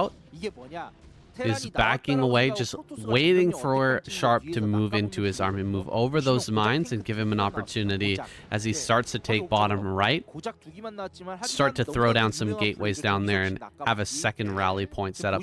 Is Sharp taking too much time here? This is interesting. Look at him pushing out with just a tiny contingent of tanks. He's barely moving any of his tanks forward, but just daring Best to come in and try to fight him here. Yeah, and he's giving a lot of... Oh, nice interception on the probe transfer. I mean, killing some of these is definitely a boon to him. But yeah, I mean, Best is double expanding to the bottom right, getting that rally point set up, and you're absolutely spot on that Sharp is taking his sweet time about it. He's been pretty much maxed for a while now. Maybe hesitant to pull the trigger on that and find the right timing or execution, getting all of his army hotkeyed and ready to go. It looks like now is the time. He's going to start making his way to the center of the board. Best kind of already set up in flanking positions, but Sharp's got such a strong army that it's going to be tough to find good value trades, and he's being very tentative about how he approaches with his tanks. You can see he's pre-spreading them out pretty effectively thus far. If he continues this trend to like pre-split his tanks against Best and mitigate value from the storm, he'll take better and better fights as the game progresses. But the problem is he's taken so long to come out onto the map that now Best is set up in the bottom right with these double bases and rally point. Good drop though from Sharp, coming in here to be a little bit annoying, deny mining and try and put some damage down onto that Nexus as well. I don't think this is going to be super successful. I feel like Sharp is taking too long. Like, if you're going to play this slow as Sharp, you kind of have to take an early fourth, and he's not doing that. Oh, he's a bit out of position with these tanks in. Ooh, moving some tanks over to that top left. I'm not sure where those were headed, but definitely far away from the formation that he has prepared. A lot of mines under this stuff. It's making me nervous for Sharp, but he's starting to push forward a little bit further, getting off of those mines so that... Oh gosh, I mean, he just sieged up right on top of some more mines. That's pretty funny. Totally maxed out. Has +2 on the way. I think he's just waiting for the extra upgrades. Probably. Like, he's invested a lot to get those going, so once 2-1 finishes, maybe there's going to be a full-on siege and move forward. He's just been creeping really slowly across the map and giving Best a lot of time. Yeah, well, he's got a massive army, but only 1-1 upgrades on those, and 2-2 is on the way, but will be delayed. Best has 2-1 upgrades himself right now, so Best actually has an upgrade advantage until those upgrades kick in for Sharp, and yeah, maybe he's trying to buy time by just, you know, getting control of the maps slowly but surely. Best, though, with a lot of speed shuttles ready to engage at a moment's notice, just waiting for one small mistake from Sharp to capitalize on. Quick hot pickup on that High Templar as well, denies it from going down. But now that Best is set up with that double expansion in the bottom right and has the other rally point, this is going to get tricky for Sharp because he has to win every fight from now on, pretty much. Like, he's going to float the CC to 12 o'clock, but if he loses just one fight, Best is going to start bowling him over. Finally, there's that +2 attack upgrade on this Terran metal, and so far it does seem like a very passive setup here from Sharp. Meanwhile, Best has a lot of shuttles at the 12 o'clock position, kind of doing maybe a poor man's recall with them soon, waiting for the Terran army to be on the other side of the map before committing to it. Could do a lot of damage with these shuttles if he does commit, but he seems to go against it. Doesn't want to commit those forces. He knows that he might be dead back at home if he doesn't defend with everything. Yeah, this army coming down to bottom right is scary, but it's pretty clumped up. There are some Templar popping out there. I don't think they have energy just yet. He could just try to defend from high ground with High Templar and then look to counterattack potentially at 12. Looks like there is some sort of drop going on over there. Some good storms here as well. Picking up a few tanks. This is the type of situation that Best really does start to excel at, right? Like, he's going to start to take some little trades here and there. Dropping on top of this with a bunch of zealots is going to be fantastic. Killing tanks with just a small group of zealots, and he saves the Nexus. Uh-oh, I'm a little bit worried for Sharp here. He's not getting this 4th base online, and he's not keeping his army together and moving with a common purpose. Yeah, and the full Zealot hit squad at 12 o'clock did a lot of damage, killed a lot of SCVs and some tanks. Sharp has to really ram it down in this bottom right and clear out this rally point if he wants a really strong chance in this game. He might be successful in that. He has got a lot of tanks down here, but he's very hesitant to pull the trigger on it. Another massive drop from Best here, clearing out a lot of the SCVs, denying mining critically. This is really siphoning off a lot of the fuel that's in the gas tank of Sharp. He needs to stay online. Oh, that mine just killed 2 High Templars, though. That's pretty fortunate for him. But yeah, sandbagging, Sharp being out of mine there, and also keeping some of these bases online. It's a great position for Best. Sharp trying to pull the trigger on killing 6 o'clock now instead of committing to the rally point in the bottom right. It's an easier target, and it does slow down the economic engine of Best, but is it going to be the move to win the game? I'm not so sure. Best clearing out a lot here, and all these tanks are pretty undefended, not that many vultures, so he does a massive unload of zealot bombs and storm. Beautiful Psionic Storm coverage on those siege tanks, a lot of them going down, and the ones that didn't die taking a lot of damage. Does seem like there's enough left over though for Sharp to still get down here to the 6 o'clock to execute a kill move. Oh my gosh, so much damage from that attack. That drop there was fantastic, but here comes the Goliaths now. Lots of Goliaths coming out. It's almost like he saw carriers or something. I don't think there's carriers on the way, but that is a huge number of Goliaths making its way to the front. Definitely enough to start targeting down these shuttles. It's a shame they weren't there for when the drop was actually happening, but they're in position now. They can start to deny that air, the air army, the shuttle army, but Sharp doesn't have a 4th. He does not have a 4th, and he hasn't been able to deny the bases down here in the bottom right. So he's trying to come up to try to get that done now, to try and get that base taken care of. But Best has a chance to flank, and he can throw down storms from this high ground. It's getting a little dicey here for Sharp. Yeah, he's only got 1 base worth of mining effectively, since the natural is also pretty mined out. That's not a tenable spot for Terran to be in. You kind of need 2 bases operational to be happy about it. So he's relying on tempo alone in dealing with Best right now. He is in still a pretty good spot, but he hasn't been able to knock out this other rally point. Best has the natural 3rd in the top left as well to supplement, losing that base at 6 o'clock. So this gets better for Best the longer it goes on. But there is a small window where Sharp maybe can still make it happen, but that window is closing on him quite rapidly, unfortunately. Best is kind of undeterred now that he's got this base in the top left quadrant. He's still staying online in a big way, has the +3 weapons and 2 armor. Sharp needs to start mining at this expansion, and Best knows it. He's gearing up to engage Sharp as he's setting up his tanks. They're slightly out of position. He does have a lot of these tanks, but Best is going to go for it. Preemptive D-Matrix as well, but the Psionic Storms eviscerating those clumped up units. Sharp in a lot of trouble. 2 D-Matrixes might not be enough to hold the line. He's doing a good job of pulling back some of those units, but Best has a lot of meat on the bone still for Sharp to chew through.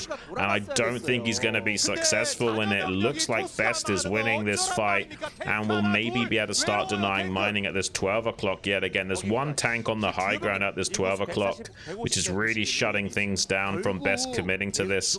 So he'll probably wait for another rally of Zealots to get up here first. And I'm impressed by the patience of Best in this game. Like, this is the first time he's taken a frontal engage with the army at all. He's just denied him the entire time any sort of just direct frontal engagement, and it seemed like Sharp was actually waiting for that for a really long time. That's a great EMP. There's like 3 Archons there. I think he might have hit them all.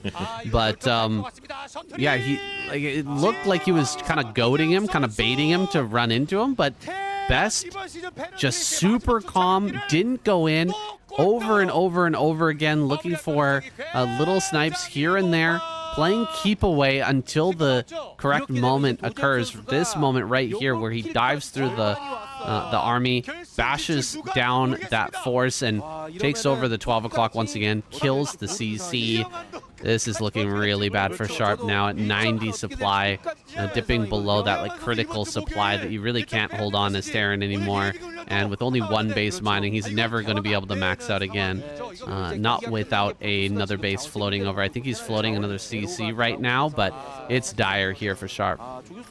Yeah, no, it's really bad. He's actually just going to tap out. GG has caught, and Best still on an absolute warpath, looking to maybe eventually secure that all-kill prize. He's eliminated the remainder of the Terran squad. Sharp going down. Now just action and effort remaining in his way to secure Protoss's spot in the finals, but it's still a long way off. I mean, action and effort haven't been performing great necessarily, but they're both very good in ZVP, so still gonna have a long way ahead of him to get all the way there. But really stellar stuff from Best, showing pure fundamental Protoss ability, playing from behind that entire game. Don't forget, losing the probes, being delayed at his 3rd and his 4th, and circumnavigating the main Terran threat for the entirety of that game.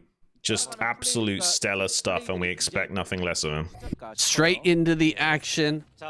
Here he is at the top left. Best down in the bottom left on Dominator, and Terran has now been removed from the lineup.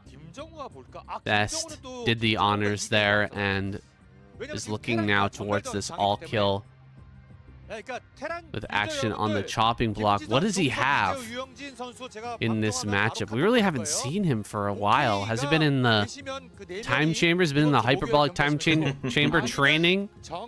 Has he been off on his own in the wilderness of the ladder, just practicing his heart out, or has he been falling off a little bit? We'll have to see.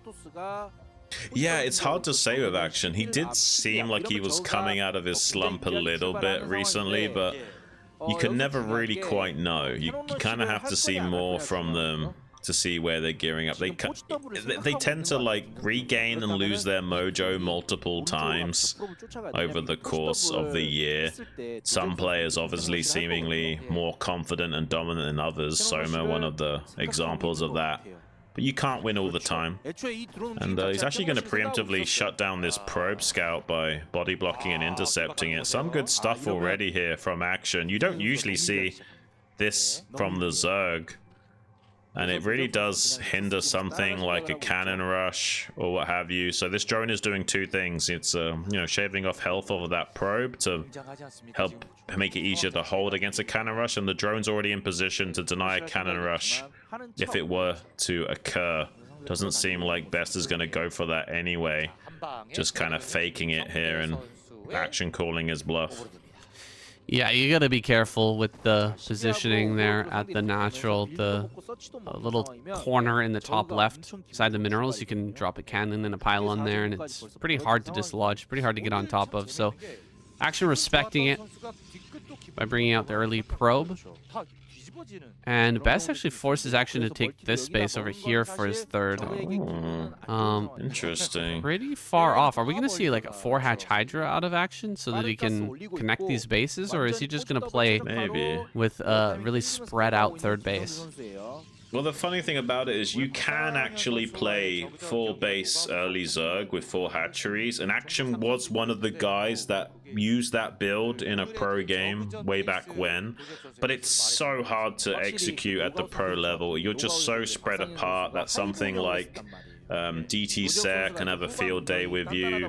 Really easy to get counterattack damage with Zealots all over the map, so it's not gonna be ideal for Action to go for something like that here, and you kind of have to make the 4th hatchery before the gas to make it work as well, and he's not done that, so I doubt we'll see anything like that out of him. And since the 3rd hatchery is so far away from best, I think a 4-hatch Hydra bust is even less tenable. So layer on the way. Indeed, it's not going to be that, but maybe he can take a reasonably safe 4th base in the future.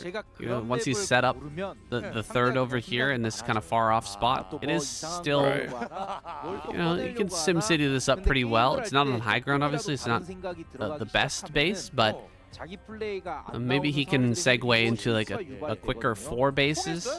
Not really sure what the plan here from Action is. But again, we haven't seen him play for a while. He is kind of a different type of player, a different type of Zerg. Almost getting that probe.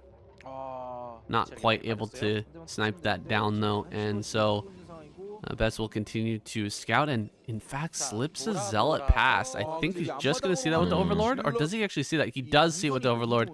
So with that Ling speed done, should be able to deal with this no problem.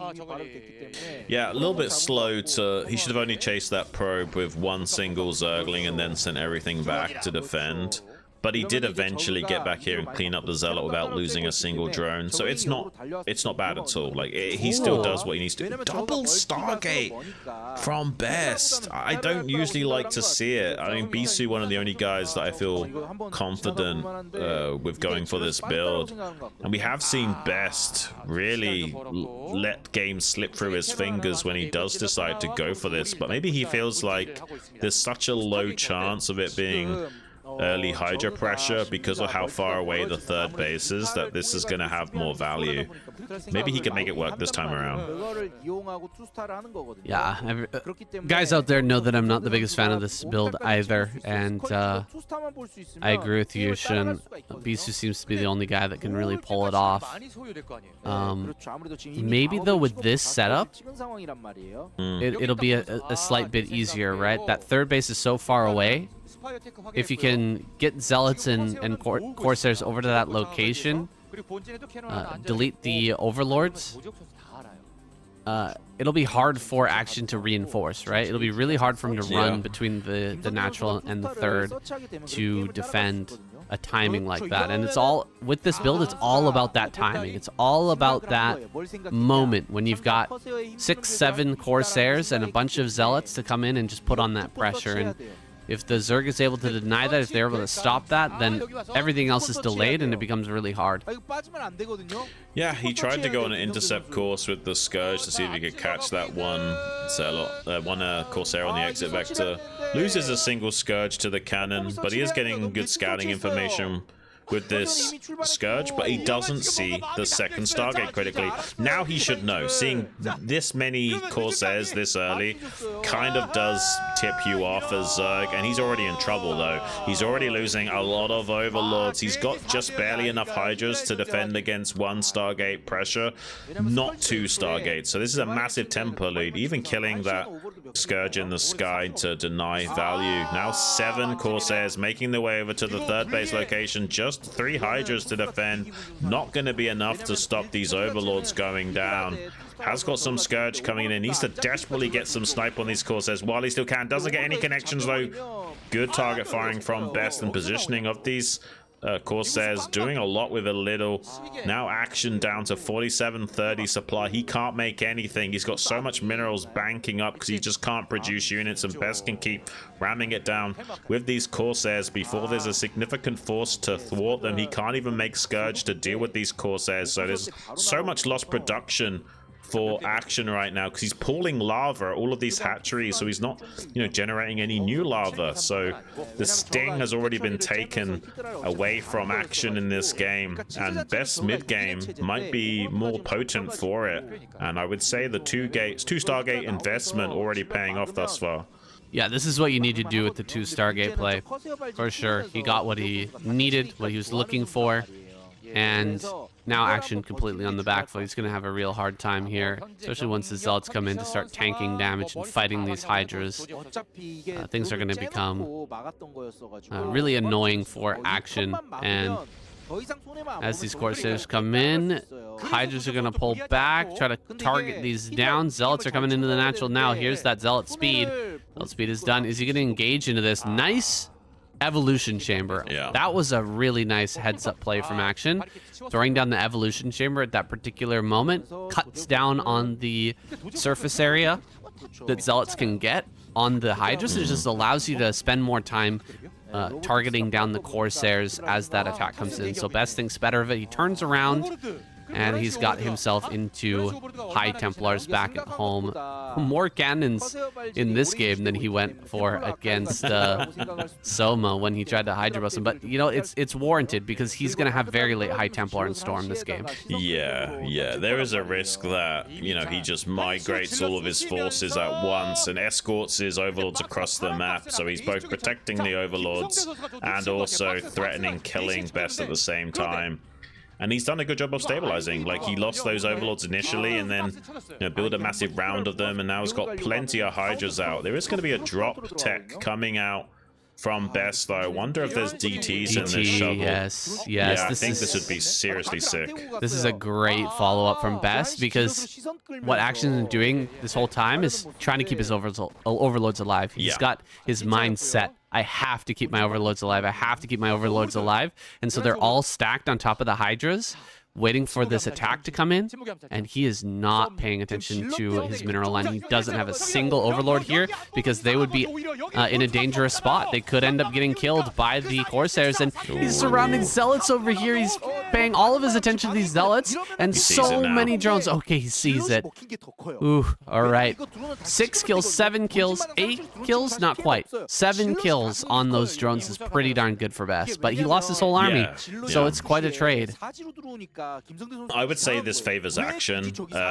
He needs to kind of kill that entire mineral line if he's going to lose that many Zealots.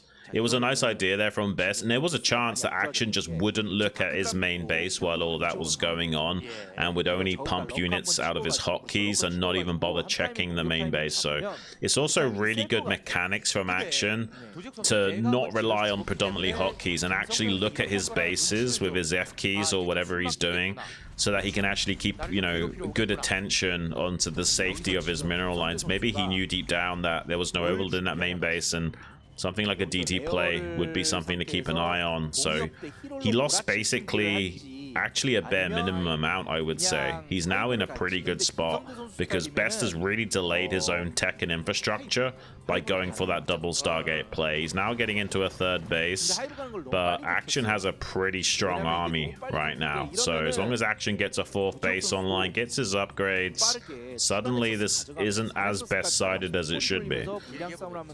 Yeah, not as best-sided as you would think with how many overlords went down initially. I agree. The 4th base, very quick for Action, just getting that online now.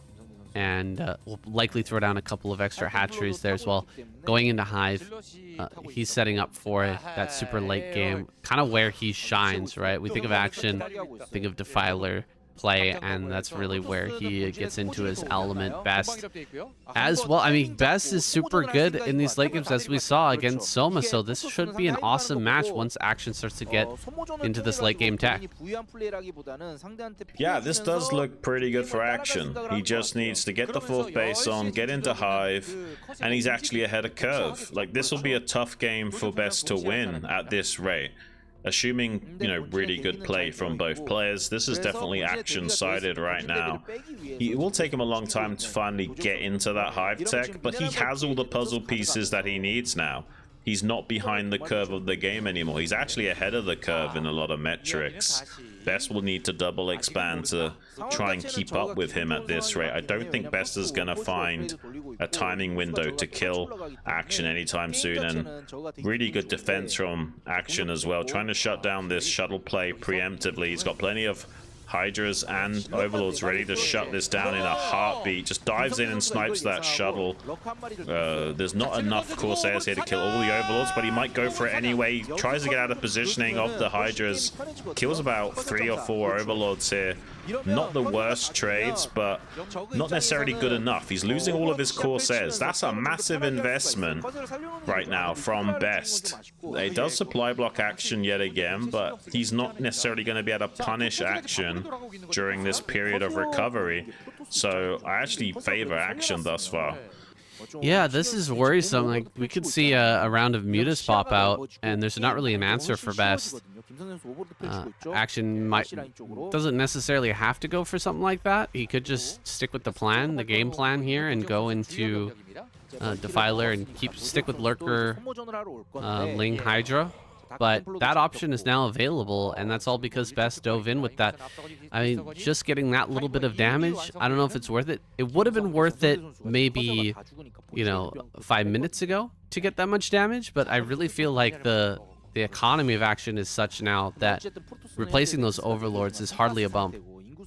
Yeah, no, I think he's in a pretty good spot. Unless Best can find some monstrous trades right here, right now. Defiler Mount hasn't yet been started, so it will be a long way away until the Dragoons get shut down. He needs to go for skirmishing at this critical moment where there's no Defiler tech to worry about. If he finds good trades against action, he can still turn this game around and make a very playable game state out of it.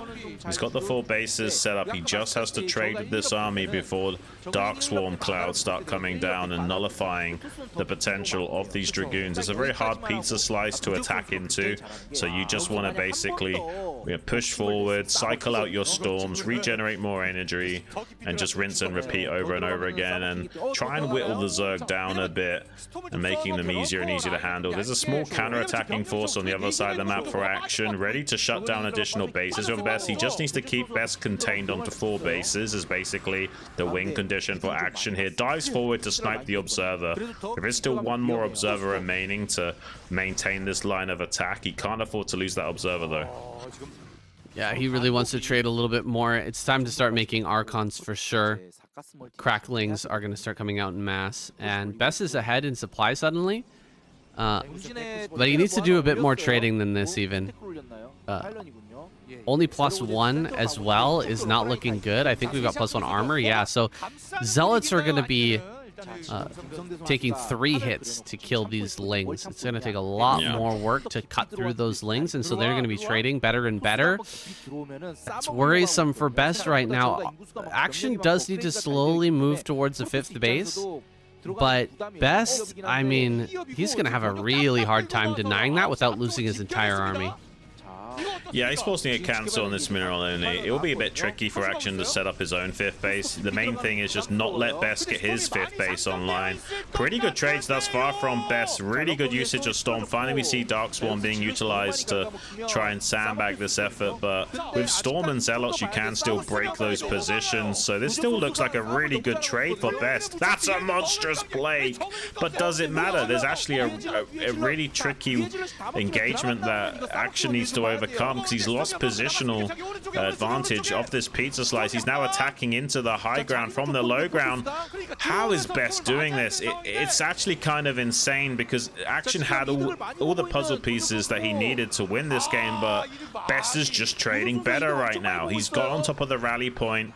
He's forcing the Zerg to attack into the high ground into him like this, so he's going to get maximum value in these trades. He's pretty much dried up on Storm. He's just got like 1 or 2 left, and then he's going to have to start morphing Archons.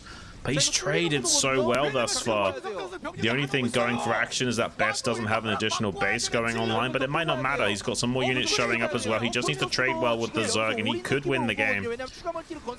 Doesn't look like he's quite going to break through this. I mean, he's killing off all the Lings. There's only a couple of Lurkers left over, and he hasn't been able to get another Defiler with Plague to the front. Another round of units coming up here. Seems like Best will be turned around, but still, very good fight for Best. Killed so much army, dropped Action below 100 supply. Big swing and a hit there from Best, but Not a knockout punch just yet. No, he's going to try and counterattack maybe this base that sprouted out from Action while taking his own 5th base. So he's also defending the flank of that so that his base can't get sniped while he knocks out this expansion of Action. That's going to be a good win condition for Best here. He needs this base at the 6 o'clock and also denying Action another base. He's going to take his own mineral only now as a backup. No High Templar. No High Templar at center left. Shun. There's one Defiler here. He could actually lose this base. This will throw the entire game into chaos because Best really needs this location. He's going to have some High Templar here on the high ground, but there's an Overlord. An Overlord here just completely nullifies these DTs, and he can come forward with the Dark Swarm, potentially take out all the probes here, potentially take out this Nexus critically, and at the same time, bottom center, there's no Nexus here, but the cannon can be taken care of, and that'll drop Best onto just 2 bases mining. The main base is mined out. Natural's going to mine out soon, though. He could be on 1 base here before we know it. This is a real tug-of-war between Action and Best. Seems like he is going to hold on to this base at the 9 o'clock. Was forced to cancel 6 o'clock, though. Kind of resets the state of the game in terms of economic growth, since Action also lost that mineral only at the 3 o'clock location. But now Action is double expanding. He's taking both of those mineral onlys and now hitting the mineral only of Best as well. This is a nice little attack from him. He's really trying to slow Best down in this game while also kicking it up to higher gears himself, looking for more and more counterattacks while distracting the main army of Best. Another good plague comes down as well. Action, historically one of the best Defiler users in the entire game. Here's that counterattack now. There are some DTs to help the cannons out in clearing this out. Probes also being utilized, but he is targeting down a lot of probes with these Zerglings, taking a massive chunk out of the economy engine of Best while this is all going on. Action falling behind in upgrades. He actually didn't get +2 armor. That's crazy. Now +3 is done for Best. So Ling's once again getting 2-shot, and they're not gonna match up with that +3 here for quite some time. Best continuously denying that 5th base is starting to take a toll. Action's running out of money. The main is pretty well mined out. The Natural's gonna mine out here soon too. And the 3rd won't be far behind it. With 2 bases economy, Best can keep fighting for a really long time, and Action needs to make a move. He's actually pushing forward, holding this high ground.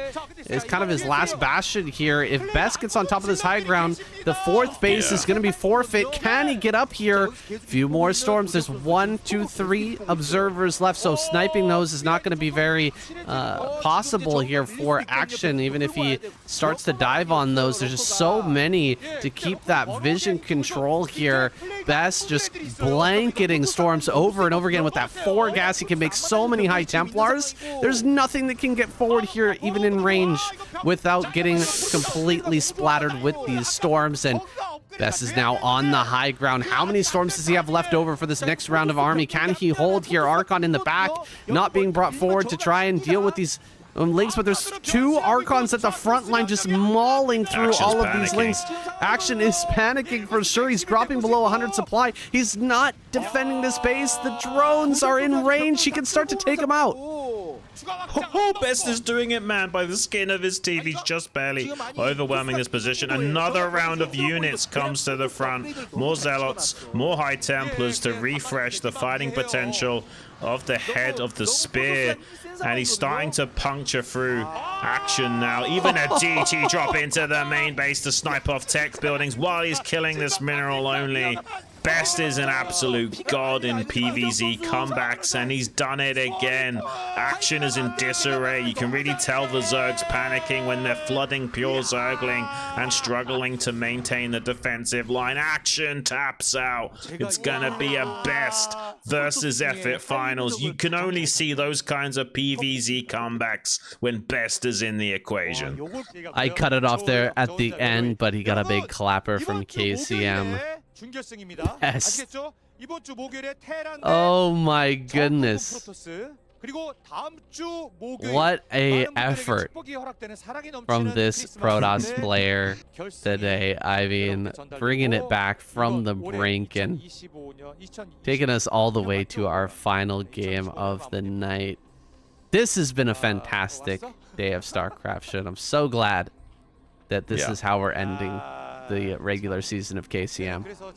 We're down to the wire now, and it's none other than effort to face off against him. His university teammate, that's why they've got that tag in front of their name. They're both on the same StarCraft university team, so they've played a lot against each other. They know each other inside and out. And effort does have seriously sick ZVP and one of the best macro engines to rival someone like Best as well. This could be a seriously epic PvZ. He hasn't been in his greatest form after ASL, though, it has to be said. But at any moment now, I'm sure effort is going to leap back onto the stage and the scene and show us some more great games, and this could be the start of it. Absolutely. It's all on the line here. The final spot in KCM.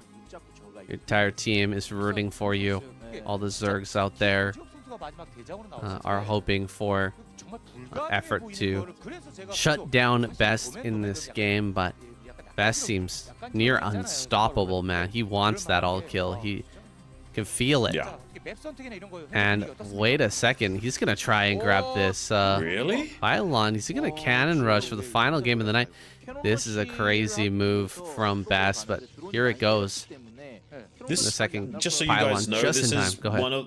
this is one of the rarest maps to cannon rush on. Like, Best is doing this because of how much action won't anticipate it. He blocks with a temporary pylon to the blocks temporarily with the pylon to make it harder to get these drones on here. Then we'll cancel the pylon and make the cannon again. And effort is failing to glitch over these drones by making the cannon to get back here. Best is doing it, man. This is insane.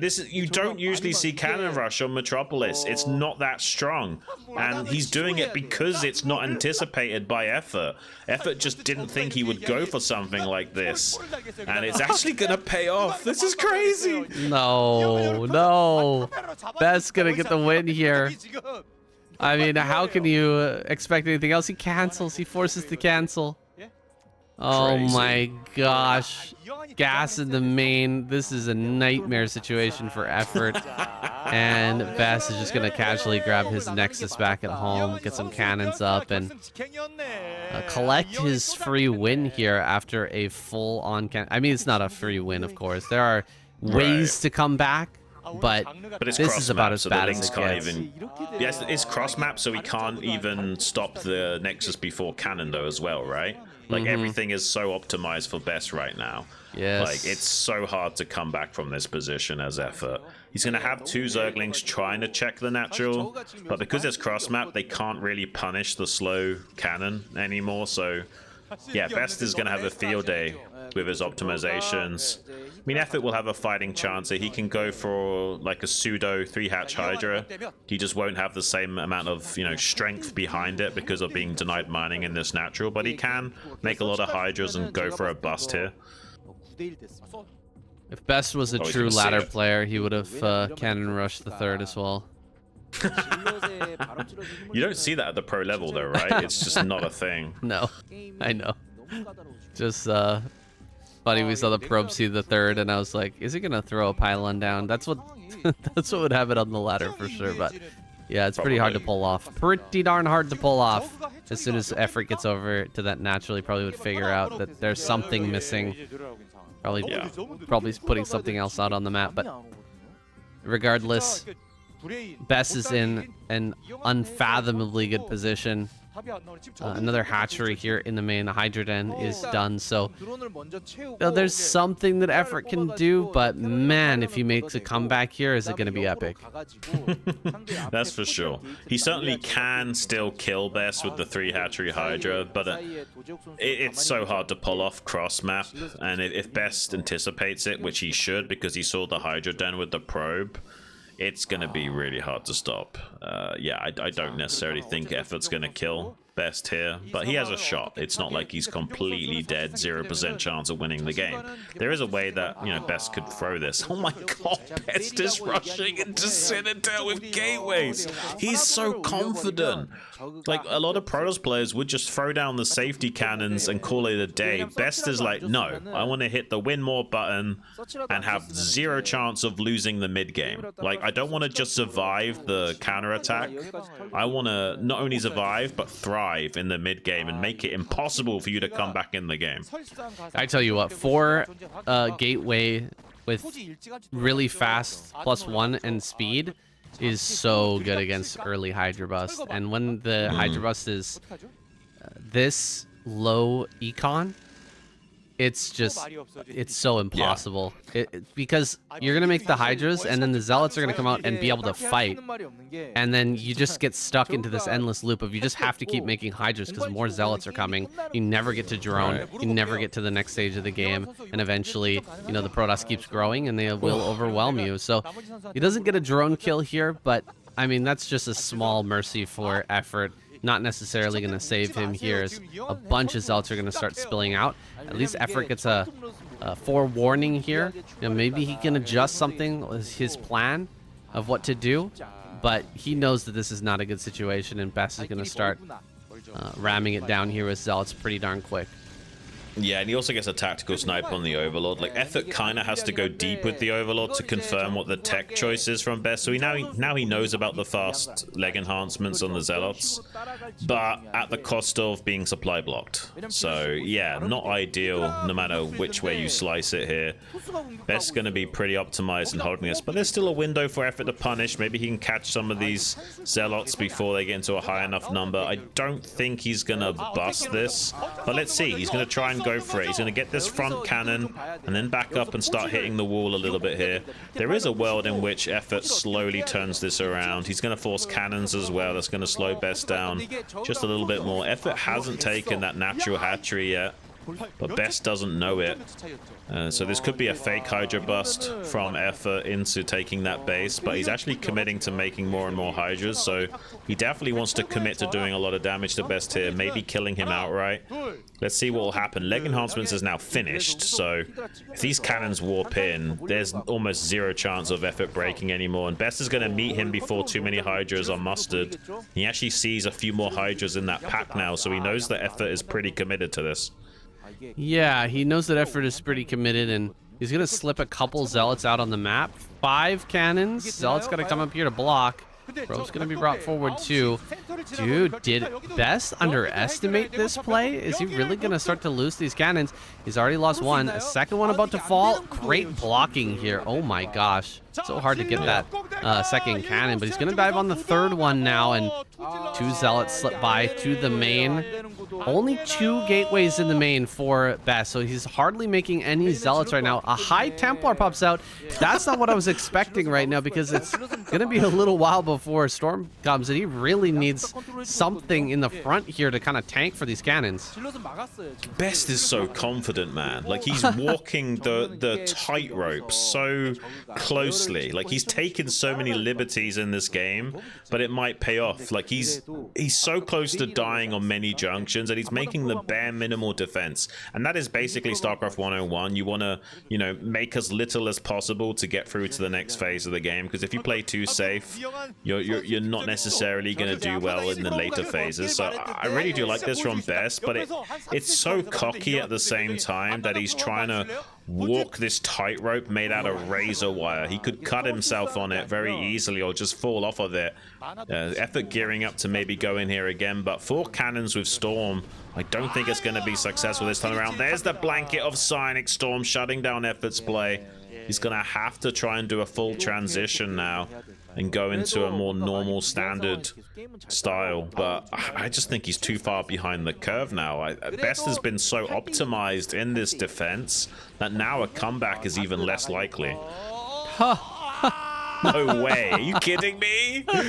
So he could slip the DTL, what are we seeing? Oh, that's so funny. Oh my god. There is a second Overlord. Uh-oh. DT? Oh, DT goes down. Probe heading out. He's just going to take a 3rd. Oh man, Best is so funny. Look at that, just Nexus drops. He knows that effort is going to be strapped to try and defend here. He's even throwing down a sunken. Yeah. You do not want to be making a sunken colony right now here as effort, that's for sure. But he feels like he has to. He's just got so few units all told, and he needs to make huge rounds of drones, or there's just not any possibility of coming back. He's throwing down the Spire. One comeback mechanic for Zerg. He can get a Spire, try to go. Oh my god, he makes the DT, makes the Dark Archon. Oh man, he's just predicting everything so well today. Dude, Yeah. effort is like in Zen mode right now. He's like, we talk about seeing the Matrix, but he is like Ultra Instinct here, just following his senses. And oh my gosh, he sends the High Templar over to the 3rd, and he's not gonna make it up on the high ground. So I guess this base won't finish. Okay. Maybe not. Okay, wait, actually I think it does. The cannons are gonna get denied, but 5 Dragoons and a High Templar, I think that holds. So I guess he will still get this up, and there's not going to be more Hydras right now from effort. Oh, the High Templar! Wow, Okay, another that's High something. Templar. Not bad, not bad. Yeah, it's kind of insane because they know each other pretty inside and out from being teammates in their university team, and they probably are metagaming each other a lot as a result. Like, Best is being super confident and cocky because he knows how effort is thinking and how he will want to approach the game state based on what's happened. And effort's also trying to anticipate, okay, you're probably going to be greedy because of this has happened, so I'm going to see if I can slip the Hydras in and punish the 3rd. He does a pretty good job, kills 3 High Templars and the cannons. It's not terrible compensation. He's going to get the Mutalisks now, but with the Dark Archon already preemptively ready, he's going to be able to shut down this tempo swing from effort pretty handily, unless effort manages to avoid going anywhere near that Dark Archon. Yeah, it's going to take some time. Okay, breaks off 5 mutas.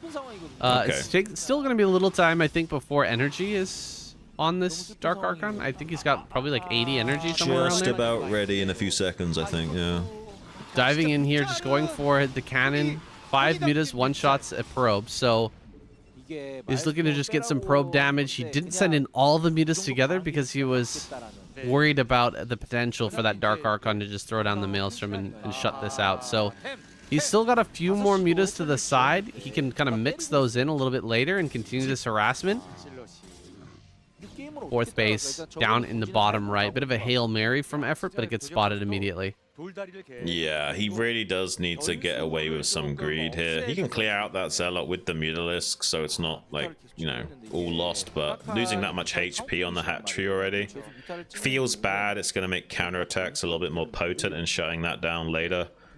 And the fact that he spots it and knows about it will also help Best, you know, metagame and optimize and min-max towards stealing with this as best as possible.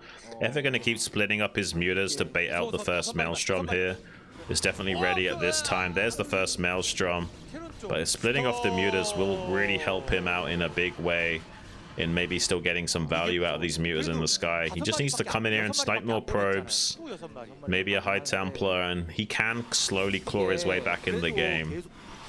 Yeah, this is a good move. Definitely not another 100 energy on this Maelstrom just yet. So Best has to pull the probes. He's just going to send him over to the 3rd and send him back as these Hydras or these Mutalisks leave. Lurker gets caught heading towards bottom right. Really does need to snipe some High Templar right now. Very important that effort shuts down this attack to bottom right. If he wants to get back in this match, he needs to make this 4th base work. Looks like it's actually he's just going to let it go. Maybe look for some more probe kills. That's a little bit unfortunate here for effort right now. Yeah, I don't think there's a way of defending it, so he's going to try and like go for the next best thing and do a lot of damage to Best. I still think that Best is in a very winning position though as a result. There's one cannon in the main which can get doved upon and taken out. He will shut down mining, but here comes the second Maelstrom. It's just about ready now. maybe a few more ticks of energy to actually get that. Spreading the mutas to deny that from going online, though.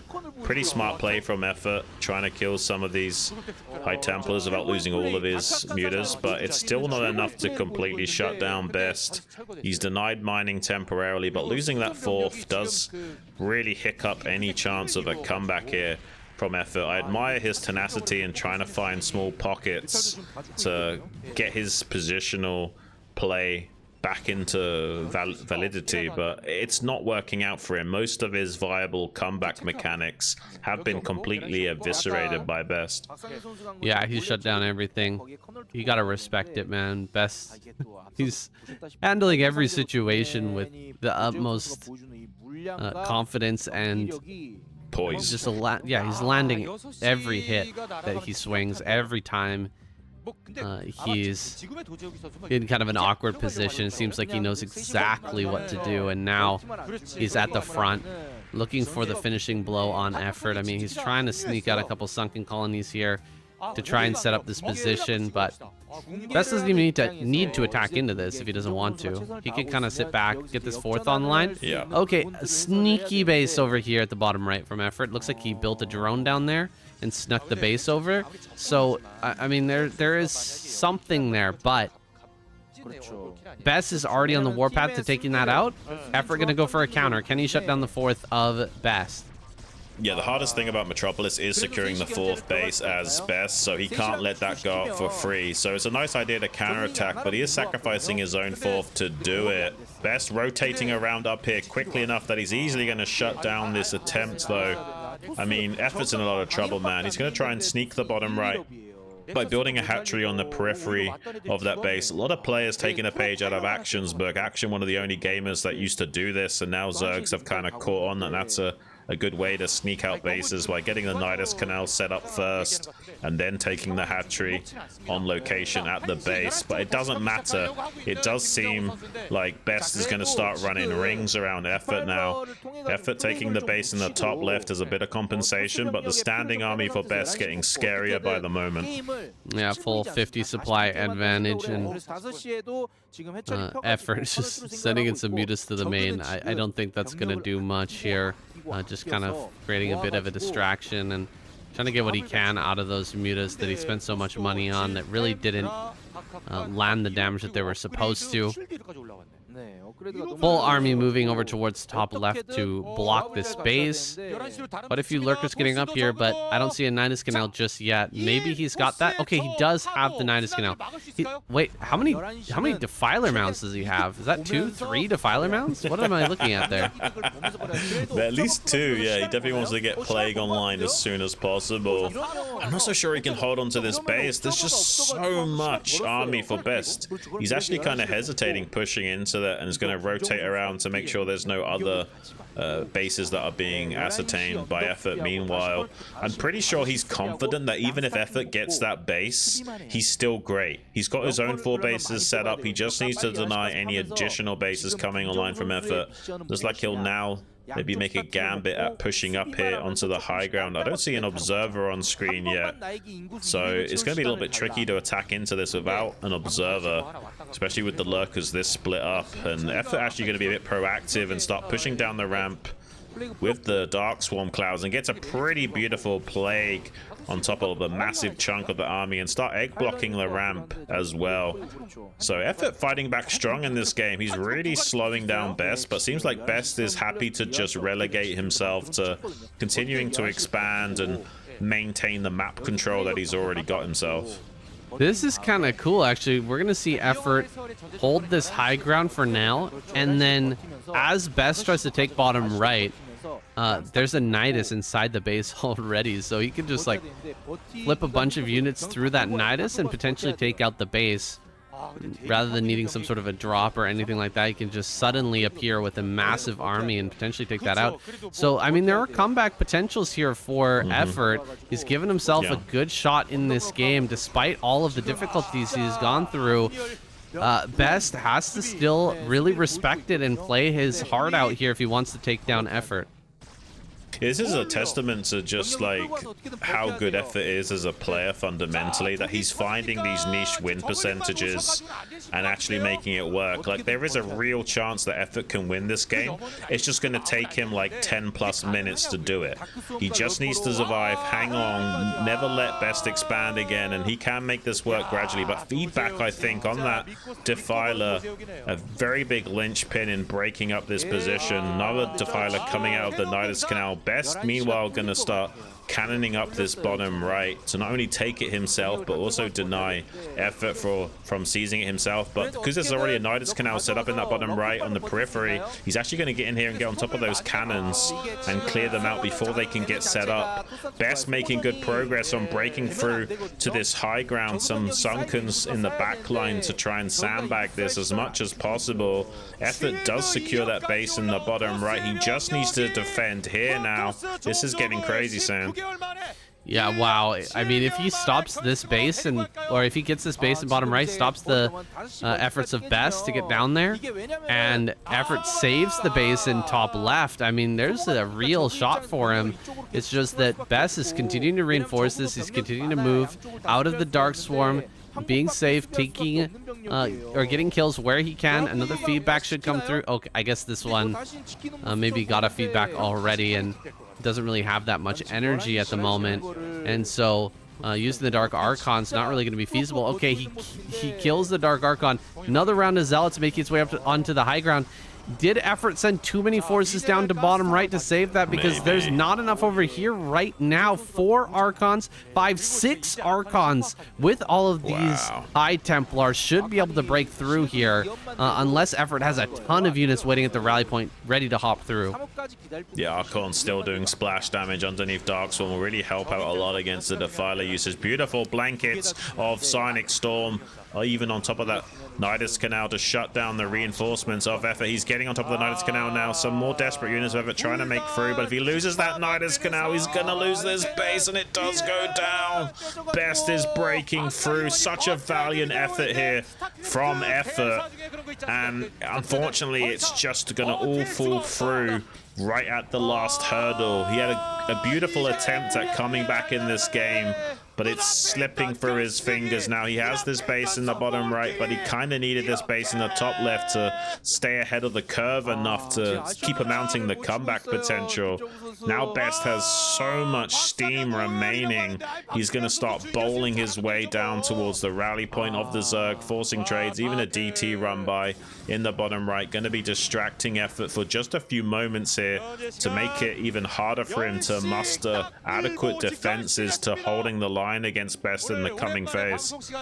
Yeah, he's coming down straight to bottom right. Effort, hardly anything left over. Starting to mine out on these different bases. His third is gone. His main is gone. The natural and bottom right is all that remains. Desperation tactics here with lurkers on the ramp, just trying to buy whatever time he can. Storms can come through to just annihilate those, get rid of those so that he can bust up this ramp.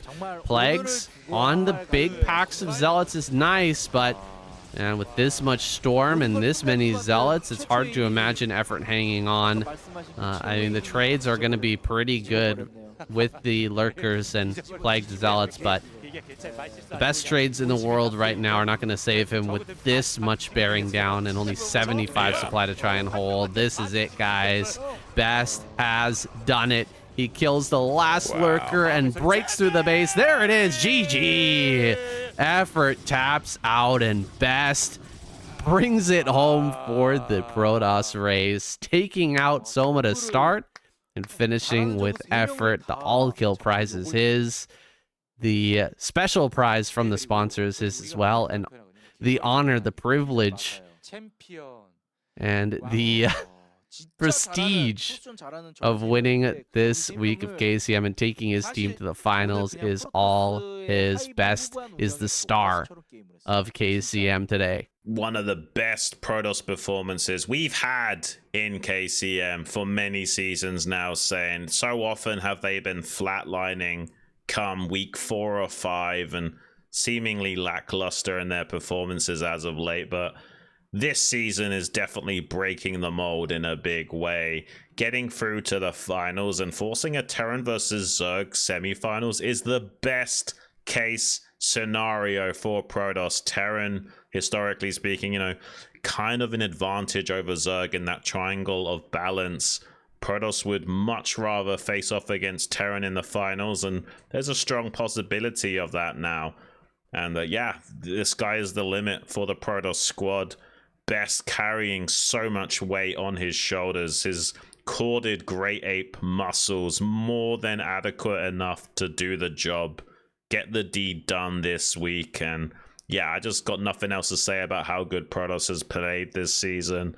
They've really pulled it out of the bag. It looked like they were going to maybe not quite clinch it out this week. Soma was playing out of his mind, but Best was something else.